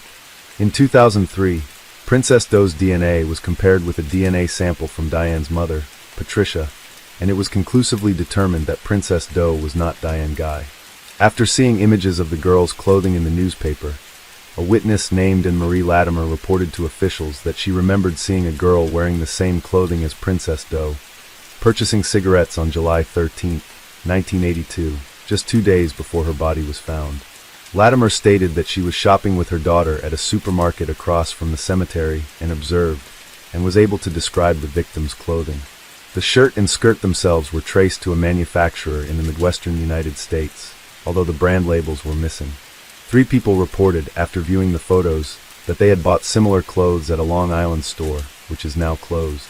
On September 22, 1999, the body of Princess Doe was exhumed from the Cedar Ridge Cemetery in Blairstown, so that DNA samples could be taken. The body was reburied in the same location. After a 2012 photo composite of the victim was released, it generated new tips, as it resembled several missing girls from across the country. One theory was submitted that Princess Doe may have been a runaway, and could have been an individual using false names while employed at a hotel in Ocean City, Maryland. In 2012, a sample of her hair and a tooth were examined through isotope analysis and indicated that the victim was most likely born in the United States, at least 7 to 10 months in the Midwestern or Northeastern United States. The tooth sample indicated she could be from Arizona. It is also believed that the girl had spent a long time in Long Island, New York. Lieutenant Krams, now retired, coined the name Princess Doe early in the investigations and also managed to get the case covered extensively in the media. The case was used as the impetus for recording unidentified crime victims. In the MCIC database at the national level, Princess Doe became the first such case entered by the FBI director. After extensive print media coverage in 1982, Lieutenant Krams, who was the original lead investigator from the Blairstown Police Department, was contacted by HBO regarding the Princess Doe case and asked if the channel could chronicle the case in an upcoming documentary entitled Missing. Krams agreed, and the segment was filmed over several weeks. Krams was shown following leads as they came in. The documentary featured actual footage of the recovery of Princess Doe's body, along with footage shot by HBO of Princess Doe's 1983 funeral. The case was also featured on America's Most Wanted in 2012 in hopes of generating new information about the case. The same year, the most recent reconstruction was broadcast on CNN. On July 15, 2012, a memorial service was held for the 30th anniversary of Princess Doe being discovered at the top of the ravine where her remains were found. Over 100 citizens attended, as well as several reporters and cameras. The victim's clothing as well as her photo reconstructions were on display for public viewing. On October 12, 2014, Princess Doe was honored at a missing persons rally in the area. In the years between the first discovery in the body and the final identification, several theories cropped up. The first one was that Princess Doe was actually Diane Dye, a young girl missing from California, which has now been definitively disproved. Secondly, the killer of Princess Doe was already in prison for another homicide. A man called John Reese was briefly suspected as he was convicted of killing another woman in nearby Belvedere, New Jersey, but there was no real evidence of a connection with Princess Doe. The third theory was that Princess Doe was either a runaway that was known to work in the Ocean City, Maryland area, or a prostitute who worked at the local truck stop. The information for these two possibilities was highly inconclusive. Nobody from the local area came forward to identify Princess Doe on or off the record. It seems unlikely that not one single person would come forward if she was known in the area. The fourth and disturbing theory was that Princess Doe was killed by a Blairstown police officer, and that is why the case was never solved. But this claim is completely unsubstantiated. There are retired local law enforcement officers who still follow and contribute to the case, even after 40 years. The fifth theory was that Princess Doe was a victim of a serial killer known to operate in the area, such as John Kleiss, Henry Lee Lucas, or Joel Rifkin. Though local law enforcement was aware of these claims, none were found to be credible. A sixth theory was that Princess Doe was an out-of-state teenager who worked at an area camp. Again, this was never proven. And now we come to the seventh theory, that Princess Doe was killed by a man named Arthur Kinlaw. For many years, this was the most current theory. Many of the facts fit the case, and this theory was explored on the America's Most Wanted website. Several New York Newsday articles reference this theory that was published in 1999 and 2000. Mr. Kinlaw was already in prison for other crimes, but since Princess Doe's body wasn't identified, his involvement in her murder could not be proven beyond a reasonable doubt. Princess Doe's body was re-exhumed in November 2020 using a grant, and she underwent DNA extraction for genetic genealogy. In May 2021, investigators were notified by the NCMEC, or National Center for Missing and Exploited Children, who were collaborating with Astrea Forensics about obtaining DNA markers from degraded samples of Princess Doe's body using a grant. On June 18, 2021, investigators received the news that Astrea Forensic agreed to extract DNA and construct a DNA profile. On February 10, 2022, Astrea Forensics relayed to investigators that the creation of a DNA data file was successful. The results were sent to the NCMEC's consulting genealogist from Innovative Forensics Investigations. The managing officer was Jennifer Moore, who agreed to perform unlimited genealogy testing free of charge. On February 22, 2022, Innovative Forensics announced to investigators that they had found a candidate for Princess Doe. Investigators went to West Babylon, New York, where they met Robert Alagnac Jr., Princess Doe's brother. They also collected a DNA sample from Princess Doe's sister, which mitotyping technology used to build a mitochondrial DNA profile. The Union County Prosecutor's Office Forensic Laboratory assisted by creating an STR DNA profile through the victim's sister's DNA sample. Mitotyping technology sent their results to the Union County Prosecutor's Office Forensic Laboratory, then sent both the mitochondrial DNA and STR DNA profiles to the University of North Texas Center for Human Identification. On April 29, 2022, the center identified Princess Doe as Dawn Alagnac. Her identity was formally announced on July 15, 2022, the 40th anniversary of her discovery. Robert Alagnac Jr. said that Alagnac left their home at her mother's request, and she was never seen or heard from again. Way back in 1999, evidence came to light that Arthur and Donna Kinlaw may have been involved in Princess Doe's murder. Donna was arrested in California for attempting to commit welfare fraud by using the name Eliana, which was traced to a Long Island native. When the police questioned her, she gave them details about the murder of Linda, and her testimony put the Kinlaws behind bars. Donna gave details about 2 murders Arthur had committed of 2 other female victims who remain unidentified today. After Arthur was faced with a sentence, Donna told authorities that Kinlaw had killed another woman, a sex worker, earlier in 1982. She told police that she was with Arthur in the cemetery and witnessed him commit the murder. Another report states that Donna Kinlaw said that in July 1982, her husband brought home a teenage girl, left home, and returned without her. He later apparently disposed of his clothing and cleaned his vehicle. Afterward, he threatened his wife, claiming if she did not attend her job, he would take her life as he did to the girl he brought home.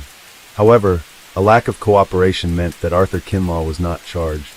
Lieutenant Stephen Spears, who worked on the case as a member of the Warren County Prosecutor's Office, from which he is now retired, stated that Kinlaw claimed responsibility for her death, but I have no physical evidence to confirm that, and without the identity of Princess Doe, I have no way of connecting the dots, so to speak, putting her in a place where he could have been or would have been at the same time. Spears also reported that he doubted the confession because the Kinlaws could not provide a name for Princess Doe, even though they claimed to have been with her for some time. Even though he questioned the credibility of their statements, Spears does not believe the victim was native to Long Island, New York. However, Donna Kinlaw was interviewed by a forensic artist who created a sketch of the girl she claimed to have met, which does resemble the recent composite. Arthur Kinlaw remained incarcerated for 2 counts of second-degree murder. Following the 2022 investigation of Princess Doe as Dawn Alagnac, Arthur Kinlaw was reconsidered as a suspect and later charged with Alagnac's murder. Dawn Alagnac was born on August 5, 1964. She had been a junior at Connequot High School in Bohemia, New York, where she had lived with her mother and sister, authorities said, but she soon moved out of the family home. According to her brother, she was thrown out of her home by her mom.